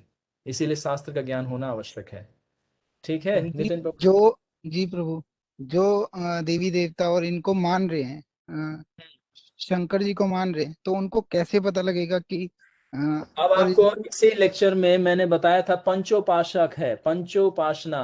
पहले वो सूर्य की आराधना करेगा 100 जन्म तक, फिर वो सूर्य की आराधना करने के बाद वो गणपति तक पहुंचेगा, फिर गणपति जी से वो प्रार्थना करेगा 100 जन्मों तक, फिर वो कहाँ पहुंचेगा? ब्रह्मा जी तक, ब्रह्मा जी की वो 100 जन्मों तक उपासना करेगा, फिर वो पहुंचेगा दुर्गा माता जी तक, फिर वो दुर्गा माता की 100 जन्मों तक उपासना करेगा, वो शुद्ध भक्ति के लिए अपना माथा फोड़ता रहेगा कि मुझे जानना है आप कौन है, आपकी शुद्ध भक्ति चाहिए, शुद्ध भक्ति चाहिए, 100 जन्मों तक माथा फोड़ता रहे वो। तब जाके दुर्गा माता प्रसन्न होके कहाँ भेजेंगी? शिव जी तक। और शिव जी की जब वो आराधना करेगा 100 जन्मों तक, तब ये पंच उपासना से प्रसन्न होके पांचों देवता उसको प्रसन्न होके, देवी देवता उसको भेजेंगे कहाँ पे? भगवान विष्णु के पास। और जब वो भगवान विष्णु से करोड़ों जन्मों तक, बहुत जन्म यदि करी, बहुत जन्मों तक अगर वो तपस्या करता रहेगा, शुद्धिकरण के लिए रास्ता मांगता रहेगा, भगवान से प्रार्थना करता रहेगा, तब जाके वो भगवान नारायण या विष्णु प्रसन्न होके क्या कहेंगे कि अब आप परम भगवान कृष्ण की सेवा में आ जाओ। समझ में आया? ये प्रोसेस है और ये मैंने नहीं बनाया, हरि भक्ति विलास ग्रंथ है हमारा, उसमें आचार्य लोग इसकी पूरी है ना पर्दा उद्दीपन करते हैं, यानी कि सारे सीक्रेट रहस्य को खोलते हैं। अब आपको समझ में आ रहा है भक्ति क्या है? एक दिन के क्लास में हमें हर चीज समझ में नहीं आ जाएगा। अब तो जी आपने प्रभु। अब संग, अब क्योंकि अब एक ऐसे प्लेटफॉर्म पे आए हैं तो अब आपकी जिज्ञासा बढ़ रही है और यही जिज्ञासा कृष्ण तक पहुंचा देगी। भगवान क्या बोलते हैं? 4 तरह के लोग मेरे तक पहुंच सकते हैं। चौथे अध्याय पढ़ेंगे और 13वां अध्याय पढ़ेंगे। तो अर्थो अर्थार्थी ज्ञानी जिज्ञासु, 13वें अध्याय को पढ़िए, आपको पता चल जाएगा कि कौन किस कैटेगरी के लोग भगवान तक पहुंच सकते हैं और कौन पहुंच रहा है। तो जिज्ञासा करना भी भगवान को बहुत प्रिय है। जो जिज्ञासा करता है वो भक्ति के मार्ग पे आ चुका है। तो 5 उपासना करने के बाद, 5 देवी देवताओं को प्रसन्न करने के बाद, अब सोचिए कि जो शनि मनी की अगर वो मंगलवार को या वीरवार को या इसको या उसको किसी बाबा जी को पकड़ा है तो वो कोई लाभ नहीं मिलने वाला है। 100 जन्मों तक ये 5 मेन मेजर डेमी गॉड्स हैं, इनकी उपासना करता है शुद्ध मन से, तब जाके वो भगवान विष्णु तक पहुंचता है और भगवान विष्णु के बाद उसको कृष्ण भक्ति मिलती है। तो सोचिए, सबसे वासुदेवम परम इति स महात्मा सुदुर्लभ, 7वें अध्याय का 19वां श्लोक है ये, पढ़ लीजिए। आपको कौन भगवान कृष्ण को जान सकता है, उसकी क्या योग्यता है। तो इसीलिए बताया गया है, भगवान अपने आप को कभी भी नहीं क्लेम करते हैं कि मैं भगवान हूं। भगवान इतने सरल हैं, इतने मतलब सिंपलिसिटी में रहते हैं कि भगवान कभी भी ब्लेम नहीं करते। तो अर्जुन को डाउट आ गया तो अपने मित्र की संदेह को मिटाने के लिए उन्होंने पूरा पीपीटी लगा के एक क्लास दिया था 40 मिनट्स का। उसमें दिखाया था कि मैं कौन हूं, देख लो, तुम्हारा सारथी हूं लेकिन सामान्य सारथी नहीं हूं, है ना। मैं परम भगवान हूं और तुम्हारा प्रेम है इतना मुझसे कि मैं तुम्हारे लिए हर कार्य करने के लिए आया हूं इस जगत में। तो इसीलिए प्रेम से जान सकते हैं भगवान को, ज्ञान से नहीं। इसीलिए हम लोग प्रेमी भक्त हैं, भगवान की प्रेम करते हैं, उनकी सेवा करते हैं, भगवान का सारा नॉलेज अपने आप मिलता रहता है। अब आप इस क्लास में आए हैं तो प्रेम के वश आए हैं, और प्रेम के वश प्रश्न पूछ रहे हैं तो प्रेम से आपको उत्तर मिल रहा है, राइट। जी प्रभु। इसीलिए अभी आपको बेसिक अंडरस्टैंडिंग के लिए कुछ क्लासेस अटेंड करनी होगी। जिस भक्त के भी संपर्क में है उनसे थोड़ा और प्रार्थना कीजिए, वो आपको गाइड करेंगे और आप इस पाथ पे और स्पीड से चलेंगे आप, ठीक है। No more question. अब चलिए, जी दूसरा, ये पूरा 20 मिनट नितिन प्रभु ले गए। चलिए, कोई और प्रश्न है किसी का तो एक उत्तर ले सकता हूं मैं। ना प्रभु जी। श्रेया बताइए, श्रेया क्या है प्रश्न आपका? प्रभु जी, आपने एक बार क्लास में बताया था कि जो हनुमान जी हैं वो पवन देव के अवतार हैं, मतलब वो यस, आए थे। बट फिर यस। आज आपने बोला कि वो शिव जी के रुद्र रूप में। यस, आरएसी का एग्जांपल याद है? ट्रेन टिकट हाँ, क्या था? ट्रेन वाला ये याद है कि जिसका स्टेशन जब आता है तब उतरना पड़ता है। उतर जाता है। लेकिन आरएसी क्या होता है? आरएसी, आपने कभी ट्रेन में सफर किया है, ट्रेवल किया कभी? नहीं। आरएसी एक ऐसा बर्थ होता है जिसपे एक ही सीट पे 2 लोगों को बैठने का राइट्स होता है।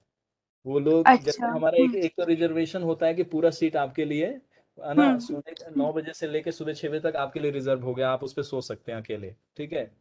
आरएसी एक ऐसा एक वो होता है, सीट होता है ट्रेवलिंग में, जिसमें दो लोगों का कंफर्म टिकट होता है, लेकिन वो एक ही सीट पे शेयरिंग में बैठते हैं। तो वो जहां तक उनको जाना होता है वो साथ में बैठ के ट्रेवल कर रहे होते हैं।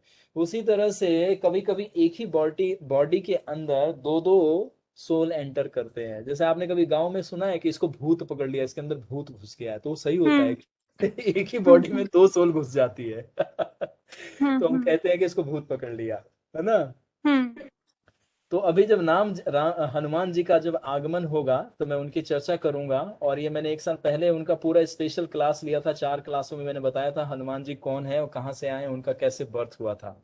तो प्रयास करूंगा, उतना डिटेल तो नहीं लेकिन शॉर्ट में जरूर इंट्रोडक्शन दे दूंगा, तो आप थोड़ा सा प्रतीक्षा करो। वो रुद्र के 11वें अवतार में से एक हैं हनुमान जी, शिव जी ही स्वयं है वो। और दूसरा है पवन देव के भी अवतार हैं, तो ये दोनों लोग एक ही बॉडी के अंदर भगवान राम की सेवा करेंगे। ओके, ठीक है प्रभु। तो जब हम लोग चित्रकूट पर्वत पे पहुंचेंगे तब मैं आपको हनुमान जी की जब इस मूवी में एंट्री होगी, तब मैं आपको वहां मूवी को स्टिल करके उनका पास टाइम सुनाऊंगा, ठीक है। ठीक है। वेट हरे वेट कृष्णा प्रभु जी। Thank you. हरे कृष्णा प्रभु। Thank you Shreya. Okay, last query. Hare Krishna प्रभु जी। पवन प्रभु गो अहेड। हरे प्रभु जी, दशरथ महाराज ने जैसे मोहवश होके जैसे वो गिर गए, है ना। तो प्रभु जी, तो ये मोह उनको भगवान से प्रेम की वजह से था, पुत्र की वजह से था, बॉडी से था, और इस मोह से कैसे बचे हैं प्रभु जी? इसीलिए तो बोला कि 20-21वां सर्ग सुनना है। अच्छा ठीक है प्रभु जी, वेट करते हैं। सर आपको नेक्स्ट वीक में 3 दिन जो है बैक टू बैक ये दशरथ महाराज का भी बहुत सारा आर्गुमेंट आएगा, तो मैं उसमें से जो मेन मेन है वो आप लोगों से चर्चा करेंगे, और जो ठीक है। शिक्षा है वहां पे हम समझेंगे। ये ध्यान रखिए कि ये पर्सनालिटी कोई ऑर्डिनरी पर्सनालिटी नहीं है, एक सामान्य पिता नहीं है ये। हाँ जी, ये भगवान का लीला है जो हम लोगों के लिए शिक्षा का माध्यम बन रहे हैं ये लोग। हाँ जी, उनका आसक्ति दिखाना वहां पे, हमें ये भाव देखना है कि हम अगर उस दशरथ महाराज के स्थान पे हैं और राम हमारा पुत्र है, तो हम कैसा फीलिंग आ रहा है हमें। आप थोड़ा सा इमेज कीजिए, हमारी फैमिली है तो थोड़ा सा इमेज करके देखिए, आपको पता चल जाएगा कि वास्तव में हम लोग कितने आसक्त हैं। हाँ जी, हाँ जी। कभी कभी मूवीज देखते हैं हम लोग तो इमोशनल कोई सीन होता है या बहुत कोई ट्रेजिक सीन होता है, तो कभी कभी मैंने देखा है कितने लोगों को, इवन मैं रामायण बचपन में देखता था तो राम जी को तीर लग जाता था या कोई ऐसी दुखद घटना आती जिसमें दशरथ मारा, तो हम लोग भी रो रहे होते थे। कितने लोगों को मैंने देखा है रोते हुए, इतना फील कनेक्शन करते थे वो, इतना कनेक्टिविटी दिखाते थे, और वो नेचुरल होता था। मतलब ऐसा लगता था कि वो हीरो को पिटाई हो रही तो हमारी पिटाई हो रही है, तो यानी कि हाँ हम जी, ऑब्जर्व हो जाते थे उसके अंदर। तो उस भाव से आप यहाँ पे रामायण को श्रवण कीजिए, उस भाव से देखिए कि ये जो लीला चल रहा है वास्तव में हमारी शिक्षा है, ये हमारा जीवन का घटना घट रहा है ये सब। हाँ जी, मोह में भगवान है वो साक्षात, वो तो नित्य मुक्त आत्माएं हैं, वो तो इस भौतिक जगत में आए हैं, हमें ड्रामा करके दिखा रहे हैं कि आप लोग परिवार से कैसे बंधे हुए हैं, जो कि वास्तविक नहीं है। वास्तविकता क्या है, जब तक कोई भक्ति के मार्ग पे नहीं आया तब तक वो आसक्त है। जैसे ही वो भक्ति के मार्ग पे आएगा तो उसका मोह किस में, प्रेम में परिणित हो जाएगा। जैसे ध्रुव महाराज अपनी माता से आसक्त नहीं थे, है ना, लेकिन उसी माता ने उनको भगवान भक्ति करने के लिए मार्ग दिया और उनको शिक्षा दिया। और जब वो अंत समय आया तो ध्रुव महाराज ने कहा कि पहले मैं नहीं जाऊंगा, मेरी माता को पहले धाम लेके चलो। तो जो विष्णु दूत थे उन्होंने बोला कि नहीं, आपसे पहले आपकी माता आगे जा रही है, आपके प्लेन में देखिए। तो भागवत में इसका चर्चा आता है 4थे स्कंद में। हाँ जी, तो इसीलिए हम सबको भक्त बनाना चाहिए अपने फैमिली में, और सबको भक्ति करना चाहिए कि हमारा संबंध मधुर हो जाए और एटर्नल संबंध हो जाए। अभी क्या है, अभी कर्म से संबंध है। जैसे ही हमारा शरीर छूटेगा, हम में से कोई नहीं जानता कि हमारा पिता कहाँ जा रहा है, हमारा पुत्र कहाँ जाएगा, हमारी दादी कहाँ गई, हमारी नानी कहाँ गई, हमारा रिलेटिव कहाँ गया, हमारा ब्रदर कहाँ गया।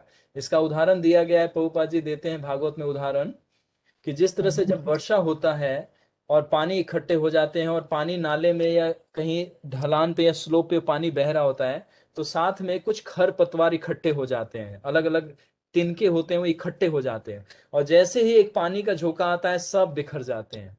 तो उसका उदाहरण देते हुए प्रभुपाद जी बताते हैं कि उसी तरह से हमारे कर्म का लेखा जोखा कुछ जीवात्माओं को हमारे साथ लाता है, और फिर हमारा कर्म का लेखा जोखा जैसे ही समाप्त होता है सब बिखर जाते हैं। यानी कि ट्रेन में जब ट्रेवलिंग करते हैं तो एक कंपार्टमेंट, एक बोगी में हम एक साथ बैठ के ट्रेवल करते हैं, तो अपना मील शेयर करते हैं, अपना थॉट शेयर करते हैं, अपना कोई भी चीज़ है वो शेयर करते हैं 10-12 घंटे के लिए, और जैसे जिसका जिसका स्टेशन आता है सब उतरते जाते हैं। हाँ जी। उसी तरह से जीवन में मृत्यु जैसे जैसे जिसकी आएगी सबका साथ छूटता जाएगा। वो सिर्फ कर्म के सिद्धांत के अनुसार हमारे जीवन में आए थे, और फिर वो अपना कर्म का सिद्धांत पूरा किया, कर्म का फल भोगा, अच्छा या बुरा, वो चले गए। अगर इस बीच में उन्होंने भक्ति कर ली तो वो कारण बन जाएंगे हमारा नित्य संबंध का। फिर वो कहाँ मिलेंगे हमें? आध्यात्मिक जगत में मिलेंगे। या वो आध्यात्मिक जगत में चले गए तो फिर वो हमारे लिए भगवान से प्रार्थना करेंगे कि इस भक्त ने मेरी सहायता करी थी, कृपया कर इसे भी अपने पास बुलाइए। और ये सत्य है कि एक, इसीलिए बताया जाता है कि हर परिवार में एक को भक्त बन जाना चाहिए। बस एक बन गया, गारंटी। भगवान नरसिंह भगवान 7वें स्कंद में क्या बोलते हैं प्रहलाद महाराज को कि आपने मेरी भक्ति कर ली है तो आपके पीछे की 21 पीढ़ी और आगे की 7 पीढ़ियों को भक्त बनाऊंगा, और ये सारे धाम आएंगे, चाहे वो पितृलोक में हो, नर्क लोक में हो, या किसी भी अन्य लोक में हो, मैं सबको लाऊंगा। इसीलिए प्रहलाद महाराज के बाद बलि महाराज, पुरोचन, ये जितने भी हुए सारे एक से बढ़कर एक महाभागवत हैं। आप भागवत पढ़िए तो आपको पता चल जाएगा। तो इसीलिए इसका सारांश उत्तर ये है कि मोह और जो आसक्ति है वो भौतिक है, और जो प्रेम है वो वास्तविक है, प्योर है। तो प्रेम के स्तर को समझना है, और इसीलिए कथा को सुनना है ध्यान से, और फिलॉसफी को अच्छे से समझना है। कथा के साथ अगर फिलॉसफी नहीं समझ रहे हैं आप लोग तो याद रखिए, कथा बहुत अच्छा लग रहा है लेकिन ज्यादा दिन अच्छा नहीं लगने वाला है। जैसे आप इस कथा से बाहर निकलेंगे मटेरियल चीजें आपको पकड़ लेगी। निकट स्थिति या माया, झपट या धरी। और फिलॉसफी याद रहेगा गुरु के निर्देशन में है, और भक्ति के प्रोसेस को, प्रिंसिपल को फॉलो कर रहे हैं, तो वही माया आपको हाथ जोड़ के कहेगी कि आप श्रेष्ठ भगवान के सेवक हैं और मैं आपकी सेवा करूंगी। बस वही दुर्गा देवी आपको फैसिलिटेट करेगी। नितिन प्रभु ने बोला कि देवी देवता, यही देवी देवता, अगर आप भगवान के भक्त बन जाते हैं, यही देवी देवता आपको सुरक्षा देंगे और आपकी भक्ति में हर सहायक कार्य करेंगे, लेकिन वो सरेंडर करने के बाद। Okay, thank you. चलिए इसका और डिटेल बताएंगे। प्रभु जी 20वां और 21वां 22वां ये तीनों सर्ग ध्यान से आप लोग सभी, जितने भी हम फैमिली वाले हैं, सभी लोग सुनेंगे और समझने का प्रयास करेंगे कि प्रेम और स्नेह में अंतर क्या होता है, आसक्ति में अंतर क्या होता है। प्रेम, स्नेह और आसक्ति 3 शब्द है, और ये तीनों भगवत गीता का 8वां अध्याय पढ़ेंगे, 12वां अध्याय पढ़ेंगे तो भगवान इसको बहुत अच्छे से समझाते हैं अर्जुन को। लेकिन ये तत्व छुपा हुआ है, आप लोगों को ढूंढना पड़ेगा कि कहाँ लिखा गया है। ठीक है, तो ये प्रभु जी दोनों शब्द अलग अलग है और बहुत महत्वपूर्ण है। इसको ज्ञान से, शुद्ध ज्ञान से समझना चाहिए, भक्त के मुख से सुनना चाहिए, ताकि हमारा ये तीनों में अंडरस्टैंडिंग बन जाए और हम प्रेम के मार्ग पे आ जाए। ठीक, thank you very much. No more question. अब जो भी क्वेश्चन रह गया प्रभु नोट जी एक छोटा सा नहीं नितिन प्रभु जी, एक्सट्रीमली सॉरी, आप मुझे टेक्स्ट कर दीजिएगा नंबर लेके, आपको मैं जरूर आंसर दे दूंगा। ठीक, जी प्रभु। तो आप नोट करके रखिए, मैं नेक्स्ट सेशन में आपके सारे क्वेश्चन के आंसर दूंगा। मैंने आप लोगों को प्रॉमिस किया कि कोई भी प्रश्न आपका छूटने नहीं देंगे हम। जी फिलहाल प्रभु। अभी भगवत गीता आप 7वां अध्याय पढ़िए, आपको भगवान के बारे में बहुत सारी चीजें, कॉन्सेप्ट क्लियर हो जाएगा। और 13वां अध्याय जरूर पढ़िए, 7वां और 13वां अध्याय पढ़िए।